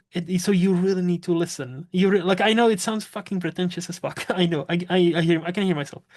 But like, This how I would summarize this film up is where in an American film this gets the relationship where it needs to go for you to mhm. feel like you went on a satisfying arc. Yeah, This film is safe and confident enough in its own skin of what it's trying to do is to paint a picture yeah. and leave you in a place where it can go places. And you It's understand not the 100%, final. Yeah. it's not 100% resolved. Hmm. It doesn't need to be because life isn't. People's relationships evolve and change. This film is, and that's what I think is most impressive is like this doesn't need could do exactly what you want it to do by the end. And it Hmm. still feels satisfying because Yes. it took you on a journey. It took these people on a journey. This experience leading up to this point might have bridged the gap a bit, Hmm. but that gap isn't closed. And there's more space for where their relationship's going to go. But the acting across the board in this is incredible for sure. Yes. Yes. And again, and even the directing, like I'm so happy for Joachim Trier that he's actually nominated for Best Director. Like I Mhm. know he's not gonna win, but I'm very happy that Academy finally is like, hey, these foreigners I not want only they, Ryan Coogler to win, me but too, Paul Thomas Anderson's 100% winning. me too, man. But like But I, we'll get to that. yes, Um, but my final point, very quick. I just like that even the foreigners they can now be best director nominees, not just hey, we give you a best international feature. That's enough. I'm very happy that we live in a world where Academy makes these choices. absolutely. We'll get to one of them who should have been too, but Yeah, my number four is Sorry Baby. still haven't seen it. Love this movie. Ava Victor. If I discovered one person Hmm. in 2025 in cinema that I fell immediately in love with, it is them. Hmm. Ava Victor, they are with this film, they are now one of the must-see filmmakers, writers for me. Hmm. Because this film tackles such a challenging experience of sexual assault in the most unexpected way. And there is filming and there's cinematography, there's photography, there's editing and storytelling choices on how that all plays out Hmm. and how that is presented. There is a single edit that captures so much in the most minimalist way possible that is so effective in this film. Then Ava Victor themselves, they are such an interesting performer. Hmm. They are so quirky and funny, and they capture so much emotion in their performance as this main character. And then the rest of the cast, Naomi Aki is hilarious. I love her. Their dynamic as best friends, love it. It just feels so authentic and organic. It reminds me of my wife and her best friend Paige's relationship, to be perfectly honest. John Carroll Lynch pops up for one scene for like 5 minutes and kills it. It's Nice. fantastic.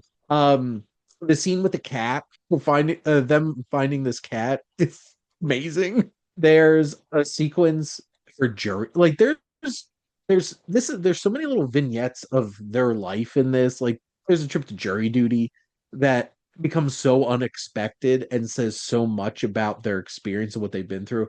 This is a fascinating little film. And I just casually was like, you know what? I'm free this week. I'm gonna go to this press screening for this movie. I have no idea what this movie is. Hmm. And then I casually just walked out being like, I saw something truly special. Hmm. So, like Julia Roberts, I also love Ava Victor.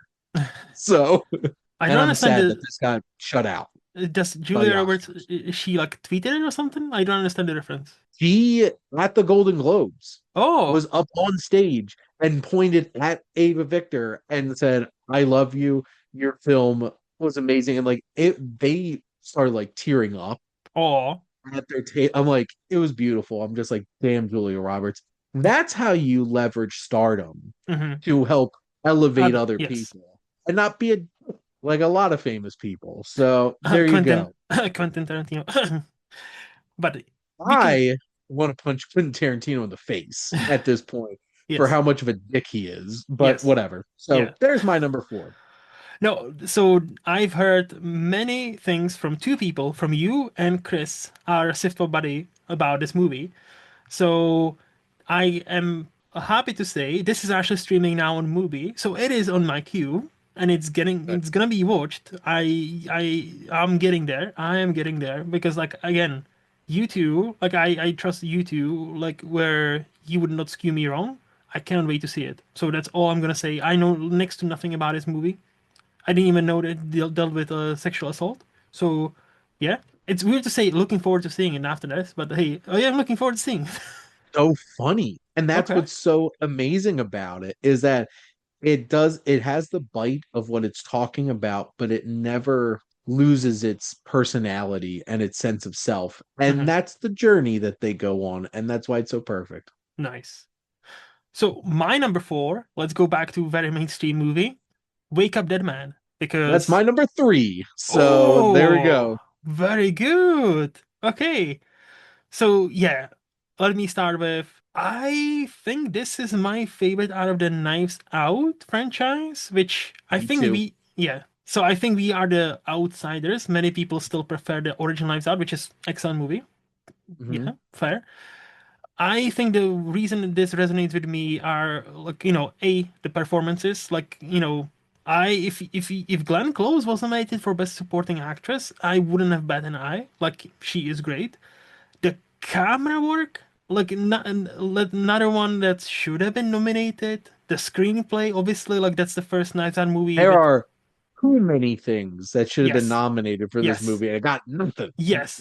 Like even if like okay, let's say acting categories are stacked, which this year they are fucking stacked. Yes. But the camera and the screenplay, press X to doubt, But anyway, but this movie, like, so beautifully shot, beautifully lit, the way Ryan Johnson plays with light and how it pertains to different story, like how where the story takes, turn. Like, sometimes So there's more light. purposeful. Yes, very purposeful. Like you notice this. It's almost like, a bit disturbing, but it's also very good. But I think the main is the theme about a religion and how, as a as an atheist, proud, but I'm not, hopefully not annoying about it. I'm not. I don't want to be vegan of atheist people. Um, You're not a monolith, Luke. yes, You're not a correct. Even monolith. plain white people don't have to be monolith. Okay, we are multi-contained multitude. Uh, Atheists, you don't have to be monoliths either. yes. Uh, I surprisingly wouldn't like a movie that would like, religion sucks, right? Yeah, I wouldn't like that movie because it's fucking dumb and it's expected. It's like, no. The way Ryan Johnson tackles it from a genuine point of, faith-based man, and you can tell, I think I read someplace that he actually grew up religious, and now he's probably not as much, if I remember correctly. Don't quote me on this. But like you can tell it was written by somebody who actually has, knowledge of what faith is and what it should be about. The hope, the uplifting of each other, to try to be better than you were today and yesterday, to be there for your community, to build a community, to help people within not just your community, but to help people. Like one of the most meaningful scenes I think gets quoted all the time for a reason is the phone call conversation where they are, running amok, trying to get this sorted, trying to get this one information, one piece of the puzzle sort, and then Josh O'Connor, the main priest, main guy, stops and understands, hey, this person on the other line actually is telling me something important, and I need to Yeah. listen. This investigation, me playing Sherlock Holmes here, needs to be put aside for a second, and then there's a cut where lets us to believe it's been a couple of hours, and he's still on a call with her. That's such a meaningful thing where I'm like, this is why would I try to live like that, and I'm not religious. This is who I try to aspire to be, but I don't have to be religious. And this is what ultimately, like, this is such a clever movie how it makes a statement about religion, but it doesn't necessarily, I don't think it, gets any punches below the belt against it. I think No, it because it displays commentates on the wrong way and how it's to do it. now used for different kind of, movements. Weaponry. Yep. Like, pick your movement and, and you can bet your ass that, it's because God and Jesus wants me to do and be this and have this and all that stuff. And so this is beautiful movie to look at. It's a great movie to think about, and the performances all around. Josh O'Connor, obviously Daniel. I mean, Daniel Craig in a Nice Out movie, he is gonna be awesome. I think now it's like bona fide classic. Like where if Daniel Craig is in a Nice Out movie, we don't even have to mention it. Like he's awesome. Yeah. And this is his best performance, though. because I, there's so many more layers yes. that he's confronting. That first scene between him and Josh O'Connor was incredible. Yeah. And it was 45 minutes in the movie before Benoit Blanc shows up. I didn't. That's another thing I even forgot before you go into your thoughts. It didn't even bother me that, oh, hey, we're just following this pastor, we're just following this church, we're just following this community. There's no Benoit Blanc, even though he's gonna pop up. I could have spent another half an hour with just those people and not be bothered by, hey, when is this Knives Out of mystery will actually start? When will Daniel Craig, Benoit Blanc arrive? I didn't even have, like, I was like, oh yeah, he's finally here, but I wasn't like, oh, finally he's here. No, it's like, oh, he's finally here. That movie just was elevated just a tiny bit by his presence, but it wasn't like it was shit before. It was excellent before, and it was even better after. So please, so it's your number three movie. Yes. Tell me. So, one, that scene between the priest and the woman on the phone, Bridget Everett from Somebody Somewhere, that HBO show that not enough people watch. She's great and kills in one scene.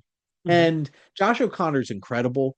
He honestly is one of the best lead performers in any movie this year. I absolutely loved his performance.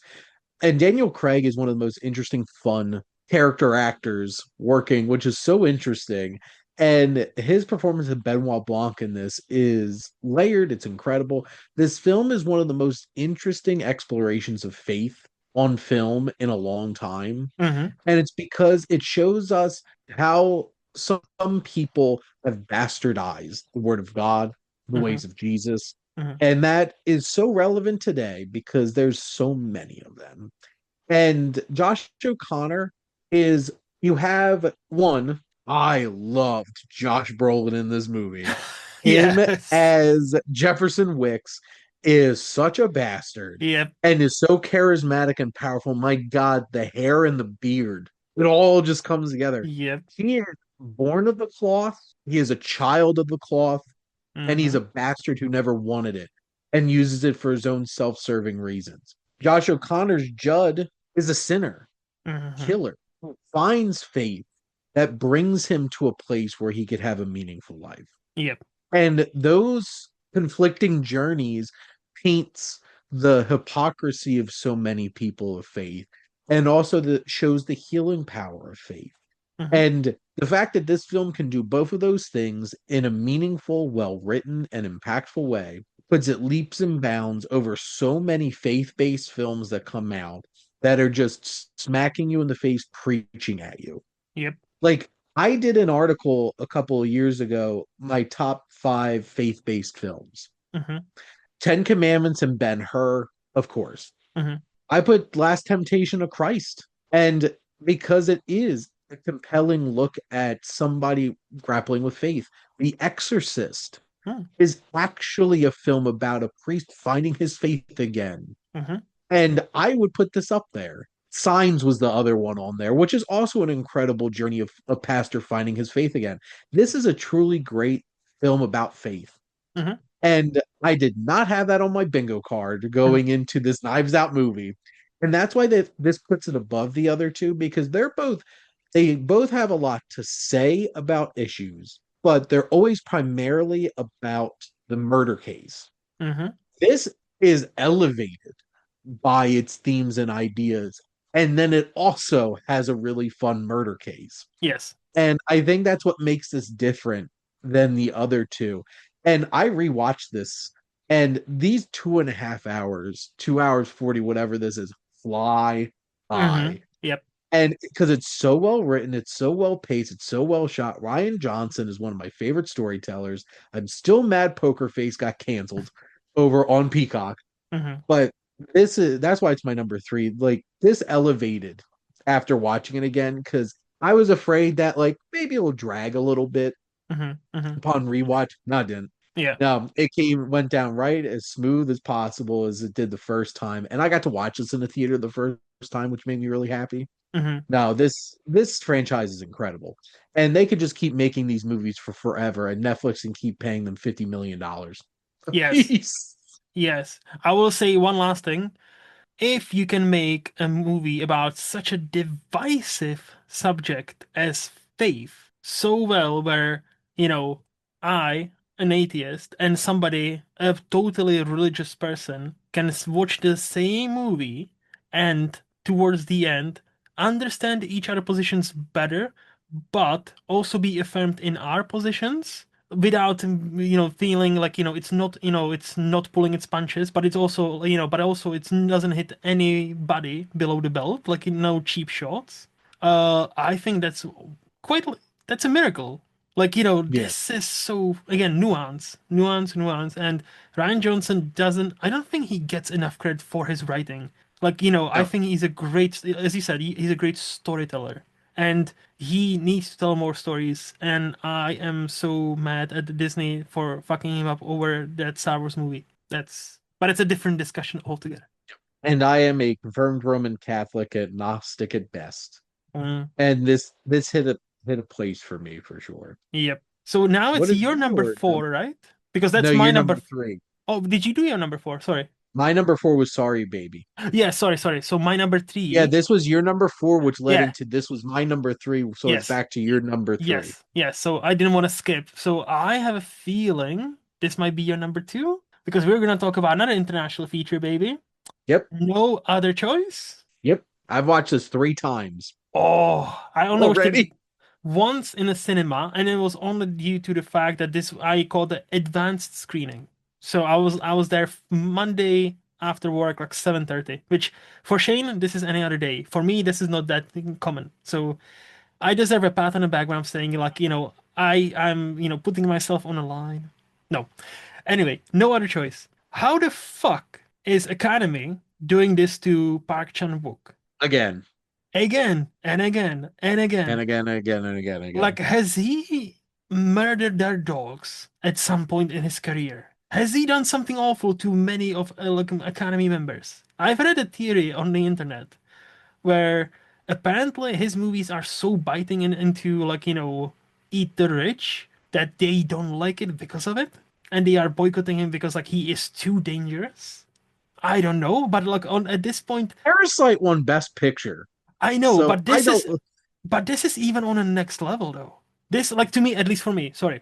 For me, this is on a next level where it's not just pointing at a hey, rich people bad, right? This is pointing at like the movie is called No Other Choice. And we see, they say the name of the movie in the movie several times. It's like, hey, roll credits. and every time they do, they had multiple Multiple other ad choices. exactly.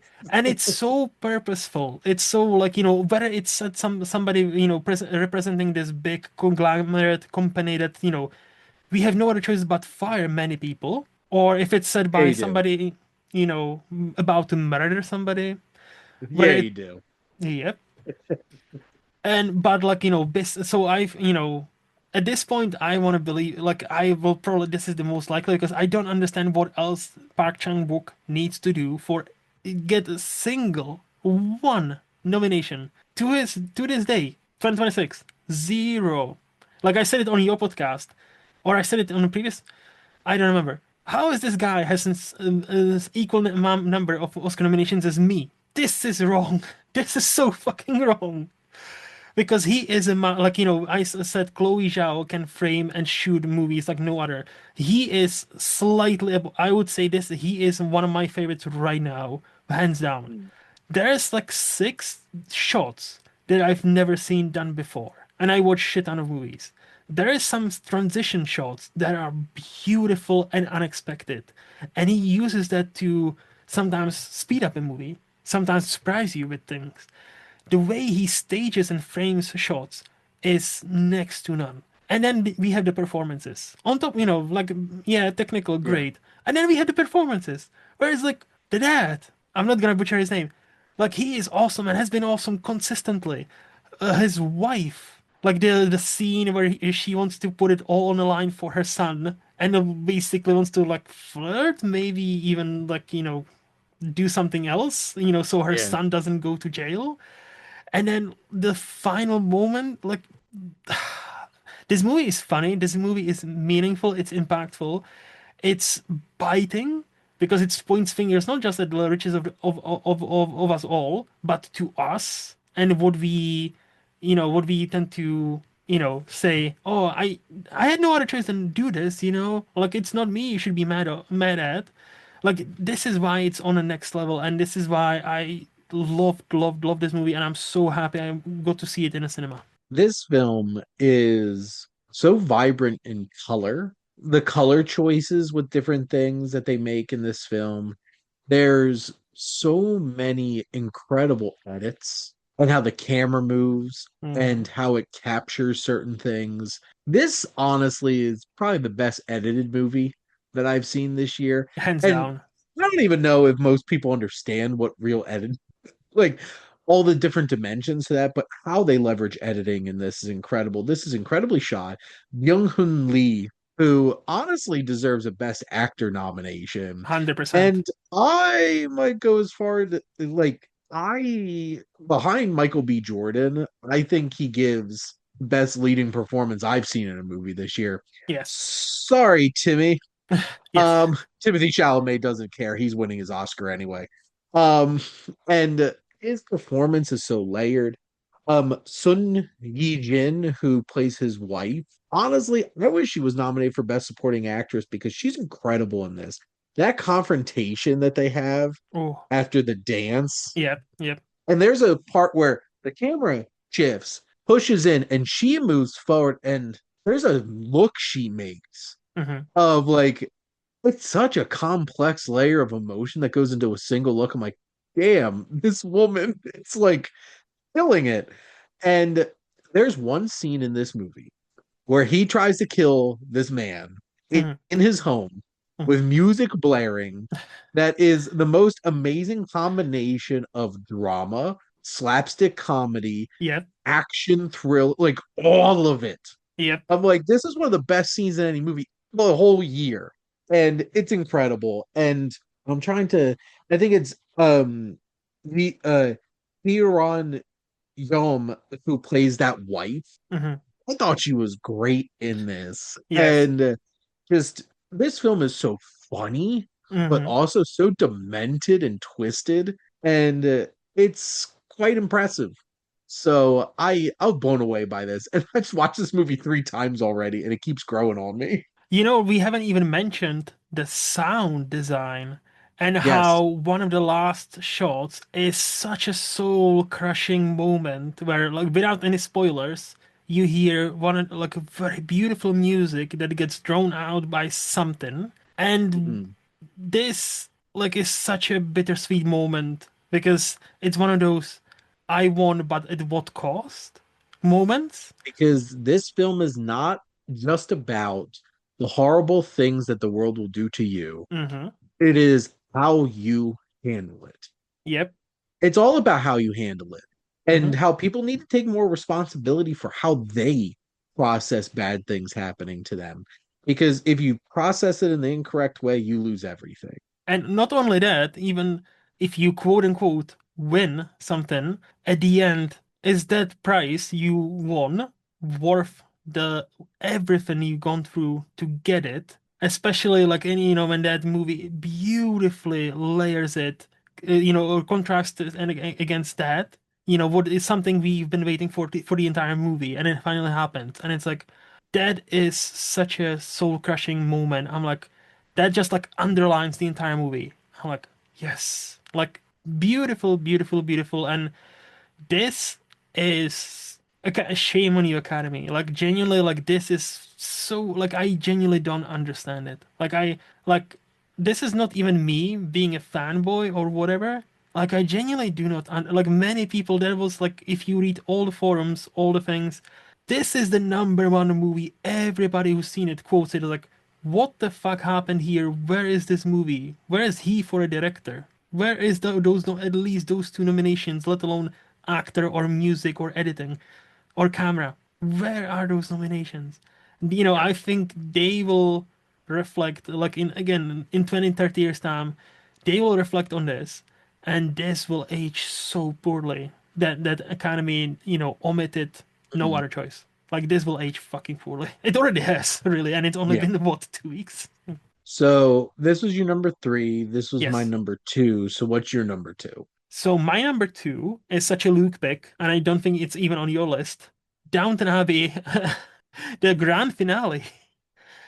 Look, I but loved it. me It was too. perfect. Exactly. And I don't, we don't have to spend too much time on this, but I'll say this. It comes, I don't understand, I don't think you people understand because if there's a genre I sometimes struggle with more than most is the pretty dresses dramas, where it's like, everything in the past, where people talk differently, behave differently, and overcome obstacles we've already overcome. So it makes it a bit boring for me to relate to those many times. But for some reason, my that at the time girlfriend now wife got me into Downton Abbey, so we watched the entire series, and then we watched all the movies in the cinema. I think I cannot think of any one movie, let alone trilogy, that does what this trilogy did. Not only it is faithful to the characters from the original series, not only it elevates them, it actually pushes them in a sensible direction where they should end up. It's not like, oh, this is so different. This doesn't feel like the TV show I loved. This actually is me. Every single movie, whether it's first, second, or this grand finale, has a purpose, moves our characters closer together, or sometimes we say goodbye to some of the characters, and it always has an impact. And the final shot, like just saying goodbye, like yeah, it hits you, if especially if you're a fan of this show. Well, obviously if you're not, like, what are you doing watching the third part, of the trilogy Oh, of like. fun fact, Luke, Mhm. I never watched the show. Really I've seen all three films, interesting. but I never watched the show. And I still felt Hmm. the emotional impact of watching this movie. I gave this like a 4.5 stars because I'm like, I loved this. Yes. This is a great way to wrap up Hmm. a story like this. And I actually brought my mother-in-law with Jess and I to the press screening for this because she Nice. loves Downton Abbey. Nice. And this was so satisfying. So No, satisfying. I will say, so no, now knowing this, if you go back and actually watch the show, it will Yeah, be so so many layers. rewarding. It will be, yes, but it will be so rewarding when you then watch the movies, how you will see, especially when now you have the frame of reference where those characters ended up and how they start, and how every single one of them has this journey, not only throughout the show, but the movies then honor that journey as well and points them sometimes at a different journey, but it makes sense for their character. And I think, that's something, I think we are still too close, but genuinely, I feel like this will be more, I guess, appreciated, like, in upcoming years and years when people will watch the show and then watch the movies and like, damn, they pulled off something magical with these movies. So yeah, this is my number two. And I have a sinking feeling we have the same number one, which Is it? is it a a generation defining film You mean Marty that Supreme? Sorry. transcends genre and elevates a genre that has been honestly kind of poo-pooed by like true cinephiles and critics and the Academy? It's Sinners. Hmm. Because this movie is bold, it is beautiful, it is impeccably crafted. And I there's few films that I've been able to that I've seen that uses music in the Hmm. way that this film does, and has a little coda at the end that adds so many layers to the experience. And this is the movie Yeah. of 2025. Yes. Agreed. No notes. I will not take any other applications. No offense to anybody else and what their favorite movie was this year. Like Sinners is the film of 2025. Hmm. And that's wild that this is a vampire movie that is influenced by anime, that Ryan Coogler crafted this movie, and just what he was able to deliver with this, it's miraculous. It's a genre movie, like horror, most nominated movie ever now, 16 nominations. Even minus the new casting one, it would still be record-breaking 15. So Yeah. that's something. But like what I will say is beautiful. Like, I'm so happy that Ryan Coogler, has a mentor in Christopher Nolan, because he talks about how Nolan would actually be on set and helping him with IMAX cameras and shoot in IMAX, because this movie, holy shit.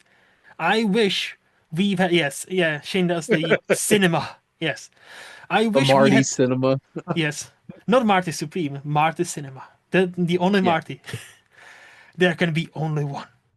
Uh, And I it's my wish, paisan. yes. The I wish we had IMAX closer to where I live because if there's a movie I would love to, besides maybe Avatar Fire and Ash, I would love to see in IMAX. It would be this movie because this is a beautiful movie. It's shot very well. It's the music. I don't want to start this conversation, but by a white guy in this pretty much all black movie, but he understands the genre and makes a great case for hey, sometimes even if you're not of certain minority, race, creed, religion, whatever the fuck, doesn't matter. Do you have the nerve? Are you the best person for the job when it comes to this thing? And he, Well, Ludwig Göransson is the guy. yes, and he Like, Yes, he was, and he talks. I don't know if you've seen interviews with him about this movie. He talks about his dad's influence, how his dad got him into like jazz and this specific music, and because of that, it has meaning in his life and what he tried to imprint into this movie. Obviously, everybody, we need to mention the music scene in the middle that stand out when I in any lesser movie this like took me out for a second because I was not expecting that. I was like, what the fuck is happening? And in any lesser movie this would break it. In this movie it takes something that was already great and elevates it, turns it up to 11, as this is Spinal Tap taught us and ever until since that moment. That scene will be studied from now on. That scene will be taught in the universities. And Ryan Coogler, he's already had some bangers under his belt, like with Creed, with Fruitvale Station, with Black Panther, and he does this. I cannot wait what he comes up with next. I don't want this. Like, I hate the. Will there be Sinners too when this was, finally successful, or where where certain white people, Variety, actually admitted it was successful? You know, I hated that. Oh, will there be a sequel? Will there be a sequel? Will there be a prequel? Will there be a TV show? I'm like, let the guy fucking chill. Just and doesn't just appreciate how incredible this movie was. And not Just accept everything, it. yes, and not everything, no matter how great it is, needs sequel. For fuck's sake, let this man cook whatever he wants. Let him do anything he wants. Give him all the money. We Studios are got afraid of him. we got the sequel. Oh yeah, because he gets the rights back to this. Yeah, Because Warner Brothers that is Warner my Brothers that is my conspiracy theory. That that's why the reporting was not favorable, not because of his race or anything, as many people on the internet, always go to race. No, I think the people in Hollywood are afraid of, hey, if this is successful and this becomes a norm, we'll stop making as much money in the future. And that's my conspiracy theory, and I'll make my bed with it. But we're Ryan gonna, Coogler's smart, he smarter is than Warner Brothers. smart. Yes, he understands this, and he is now up there. Like, like I think I'm maybe one movie away from calling him modern master. I think this is his application. Hey, next Spielberg, next Scorsese, next Ridley Scott, this is, one of them will be me. But except I'm Ryan fucking Coogler, and this is my name, and you remember it. And no, Sinners is my number one too, with a bullet. That cinematic experience was fucking awesome. His ensemble is Yes. insane. Yes. Michael B. Jordan delivers two distinct, incredible performances. Yep. Haley Steinfeld Great. is fantastic. Jack O'Connell is having a moment. Between this and 28 Days Later, The Bone Temple, Years. this man is killing it Mm-hmm. as antagonists in a horror film. Miles Canton is so good in this. Oh yeah. And Delroy Lindo finally getting an Oscar nomination. Finally. It's, Delta Slim is incredible. Yes. And the whole entire cast. And I'm a humongous fan of blues music. Mm-hmm. Mm-hmm. I love blues music. I have for a long time now. And I recognized Buddy Guy in that coda. I'm like, oh my God, they actually got like a really famous blues musician Nice. to play Sammy at the end there. And that scene just tied it all together. That's the only sequel I need is Mm-hmm. that coda. Mm-hmm. Mm-hmm. And that was such a beautiful moment. And all of this, the setup works. The whole evening with the vampires works. The scene where Jack O'Connell is what the hell's the Road to Dublin song? That whole like if the that one music scene that we talked about, which was transcendent, wasn't good enough. You Mm-hmm. get this whole entire scene and the layers to this story because this isn't like white vampires oppressing. This is a oppressed Irish person who is desperately trying to connect in this hive mind, this Mm-hmm. young man, so he can connect with his ancestors who he brutally lost. Yep. And while doing it through, and like they legitimately don't believe vampirism is a bad or evil thing or an unholy thing. Mm-hmm. Like you feel that. And the fact that it's differing perspectives on the afterlife. And Wunmi Mosaku is incredible in this film. I was gonna shout it out. Yes. And that scene where her and him reconnect is freaking sexy as hell. And I'm like, damn. And that beautiful moment that they share at the end. And um the after like the whole climax with the vampires, the shootout, the makeup and everything on Remick, and like the piece of the guitar sticking out of his head, all of that, the music when it gets that heavy metal riff, whenever Mm-hmm. the vampires are around, and then I don't think I have seen a more satisfying scene of a black person getting vengeance on some sick racist white people than when he came out with that Tommy gun and just started Yep. mowing them down. And that was so satisfying to close the circle of their experience in this. Damn. I've watched this 3 times now. Nice. Nice. No, I love the fact that like, first of all, yeah, Wunmi Musaka, like that's the representation we need. She doesn't fit any specific like category. Like she's on a thicker side, but like we need more of this. We need more of real people, quote unquote. Like she is not supermodel. She is not a certain shade as the Hollywood likes to play that card as well. So all props to her. What I also loved is the decision that, Michael A and B Jordan, the twins, they are not great people. They are gangsters. So it's not like, hey, it's black and white. It's not like, hey, these are good people versus bad people. No, they have layers. They like, they are gangsters that killed people for Al Capone and are on the run from Al Capone. It's They stole that yes. alcohol. Yeah. So, they've done some questionable. So it's not like our stereotypical heroes, right? Like, and that's what I love about this movie. Layers, theme, as Anaconda would say, themes. Dreams. Yes. And like no, it's like this makes me want to rewatch it again. Like I think I might actually book a screening one of the days when it's coming back in a cinema and then March because I would love to rewatch Sinners as well before the I Oscars. did my press screening was in an IMAX. Oh, I am It was so glorious. jealous. Look, Shane, I really like you, but sometimes I hate you because you get all the goodies. You get all the goodies. Oh, wish I could see this in IMAX, man. I wish I could see that because like, fact, like, Ryan Coogler can speak on lenses for like 30 minutes. Like, he's such a He's a geek. nerd. He's such a fucking nerd, but in the best way. It's like I'm so happy he's having all the success. I hope, I hope he hasn't, the powers of Hollywood because of that deal is not gonna be like, not gonna put too many obstacles in his way.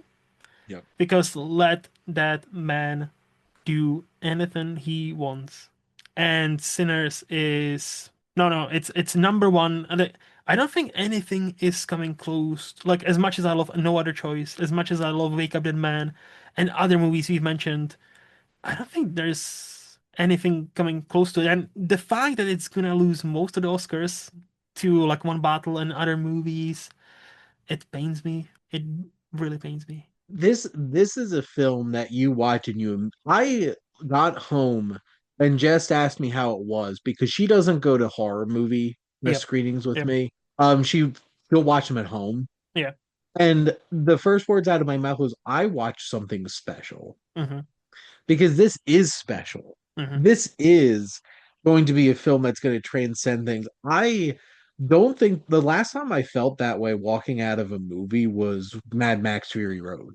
Nice. Was like I watched something truly special, and that movie immediately became like my number two favorite movie of all time. Nice. Like immediately. Yeah. Yeah. And like Sinners is gonna be there. And this is gonna be a film that lives on no matter how many Oscars it winds up winning this year. Yes. I have a sinking feeling this is going to be a Banshees of Inisherin, where it's like in any other year, Yeah. this would have cleaned up a bunch of Oscars, but it had everything everywhere right there to win every single one. And I think I know, or I think you're right, but I hope you're wrong. I really hope you're wrong. I hope I'm wrong too. I hope that this gets a surge and takes all of those Oscars away from one battle after another. Nothing against that. Obviously, it was my No, number yeah. seven movie of the year, but like Yes. this is it. Yeah. But well, Special shout outs time. special shout outs. So tell me, Shane, obviously you've seen much more. So give me a few that like you think not many people are talking about and they are worth of checking out. Well, I know people are talking about this. Weapons. Yes. It was a special film. Um, and Predator Badlands Yes. needs that love because that movie is incredible. And that, honestly, crazy enough, I think would have deserved that quote unquote blockbuster spot that people are talking about that F1 got, Yeah. which is a bunch of horse shit. The Academy doesn't decide, oh, well, I need to have my blockbuster spot. It's like these are hundreds of people all voting individually. Stop acting like the Academy is a hive mind and Thousands. has one, like Thousands. literally thousands of people. Yes. Like this isn't like the Academy chose to do this. It's like whatever. Sorry. Yeah. Um, All good. The Plague, Hmm? which is an underseen film about a kid's water polo camp. It is so relatable in Hmm. terms of like how real it captures like youths and shit ass boys growing up Hmm. and how they treat each other. 28 years later, incredible. Yes. Arco, Hmm. that animated film I absolutely loved, and it is beautiful. The Phoenician scheme, I feel like, is completely forgotten, and it makes me sad I was because gonna I mention love it, but that yeah. movie. Yes. The last two that Eternity, love that movie. Elizabeth Olsen, Miles Teller, and Callum Turner, Mr. Dua Lipa. Great. The Testament of Anne Lee. Um, if people actually saw this movie, I think would be cleaning up Oscar nominations, That was but getting like a they late didn't.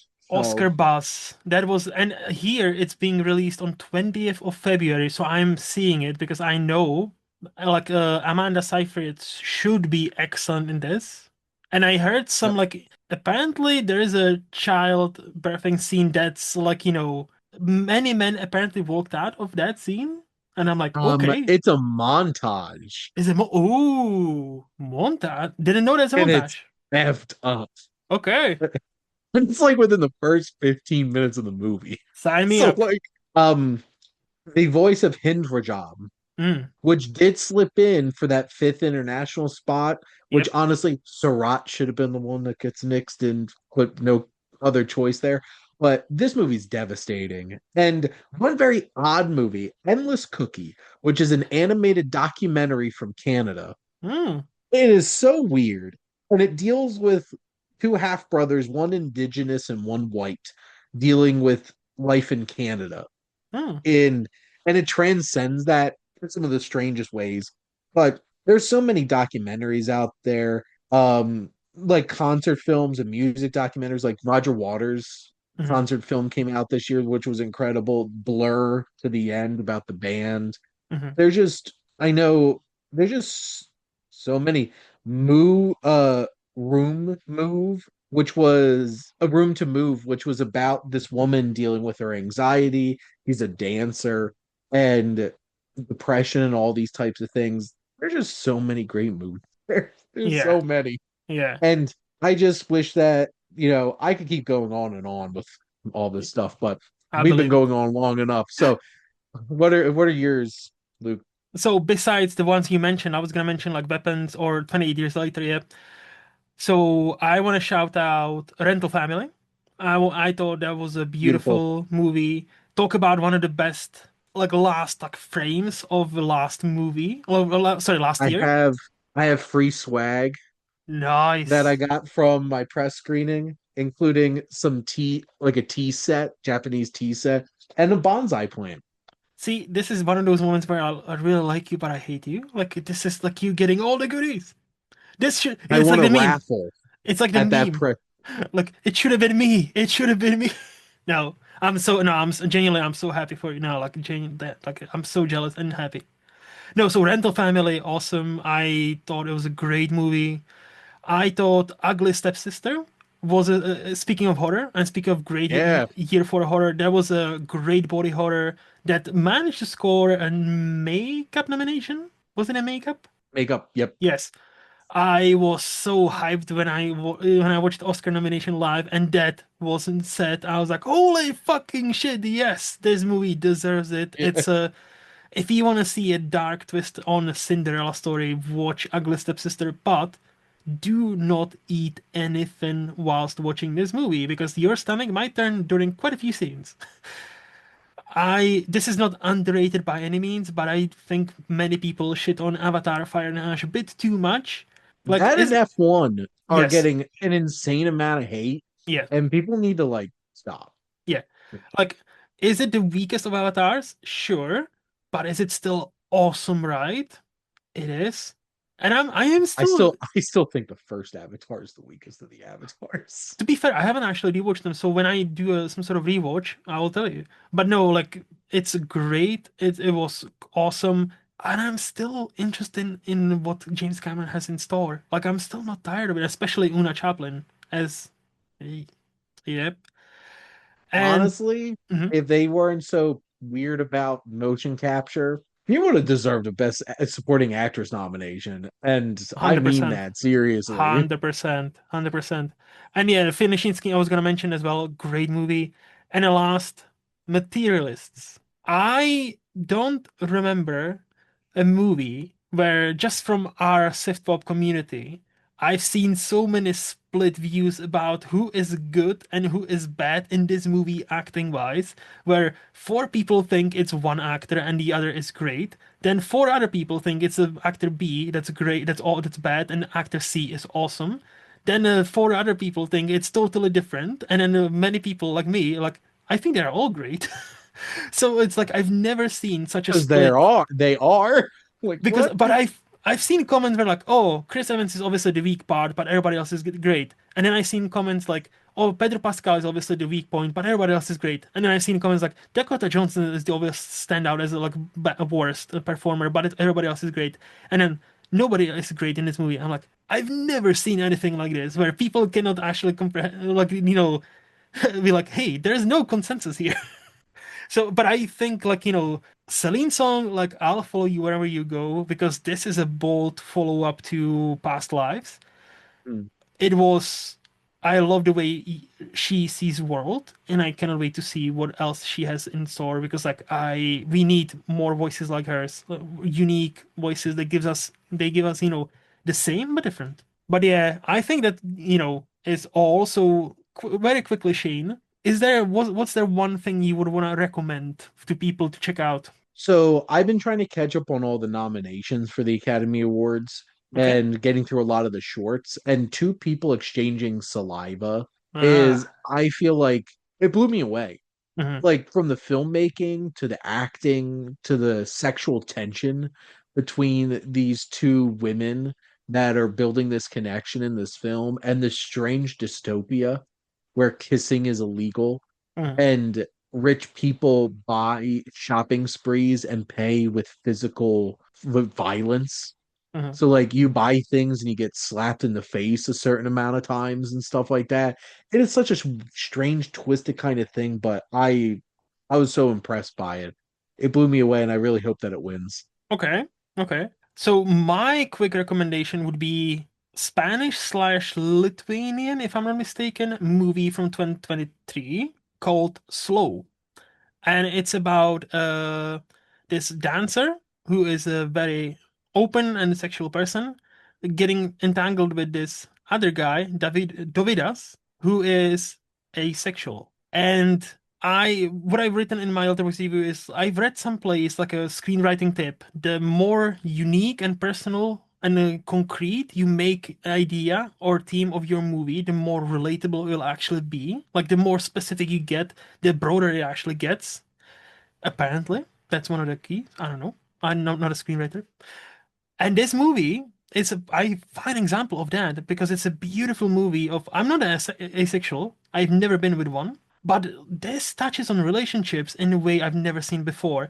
And from my quick Google search, and apparently there's an asexual subreddit, which is cool. I'm not surprised. People are praising it like, yeah, this is the movie that explains it and portrays asexuality as exactly as it is. And it's so fascinating to see just two people who love each other struggling to communicate or not having the correct means and words to communicate because it's so complex yet so simple, and not to blame each other, not to like repeat the same things. It's frustrating.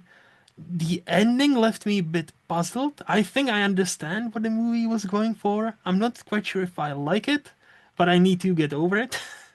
But this is a great movie. If you have never watched a Lithuanian movie, which I've never, I think this is my first one. I think that's a great start. I know that I watched this like Yes, when it a came couple of out. years ago, Yeah. and I saw that you liked my. I'm like, why did Luke like that review? And then I realized that you watched it. So Yes. there you go. No, but But anything else from Mr. Sheen? I am good. So this is the time of the show where we say just very quick plugs. So Shane, if people want to find you and follow you, where can they do that? Follow me on Instagram at the Wasteland Reviewer, where you could keep track of everything that I do over on the wastelandreviewer.blog, my YouTube channel, the Wasteland Reviewer, and through the SPDM Crew Podcasting Network, and a few sites like SifPop and Knock on Wood Film and Substack. Nice. As always, that will be the link tree will be there for all the links. Useful, very useful. For me, Yes. in movies on Letterboxd, I'm much simpler. Well, guys, I don't have that much free time. I don't understand how Shane has that much energy. We are the same age. We are the same fucking age. I admire you. In movies lost on Letterboxd or here every other Friday. And yeah, as always, this podcast is part of SPDM Crew Podcasting Network. Special thanks goes to Highflyer Creative for designing our logo. If you want to check them out, please visit highflyercreative.com. And until next time, bye bye. Bye.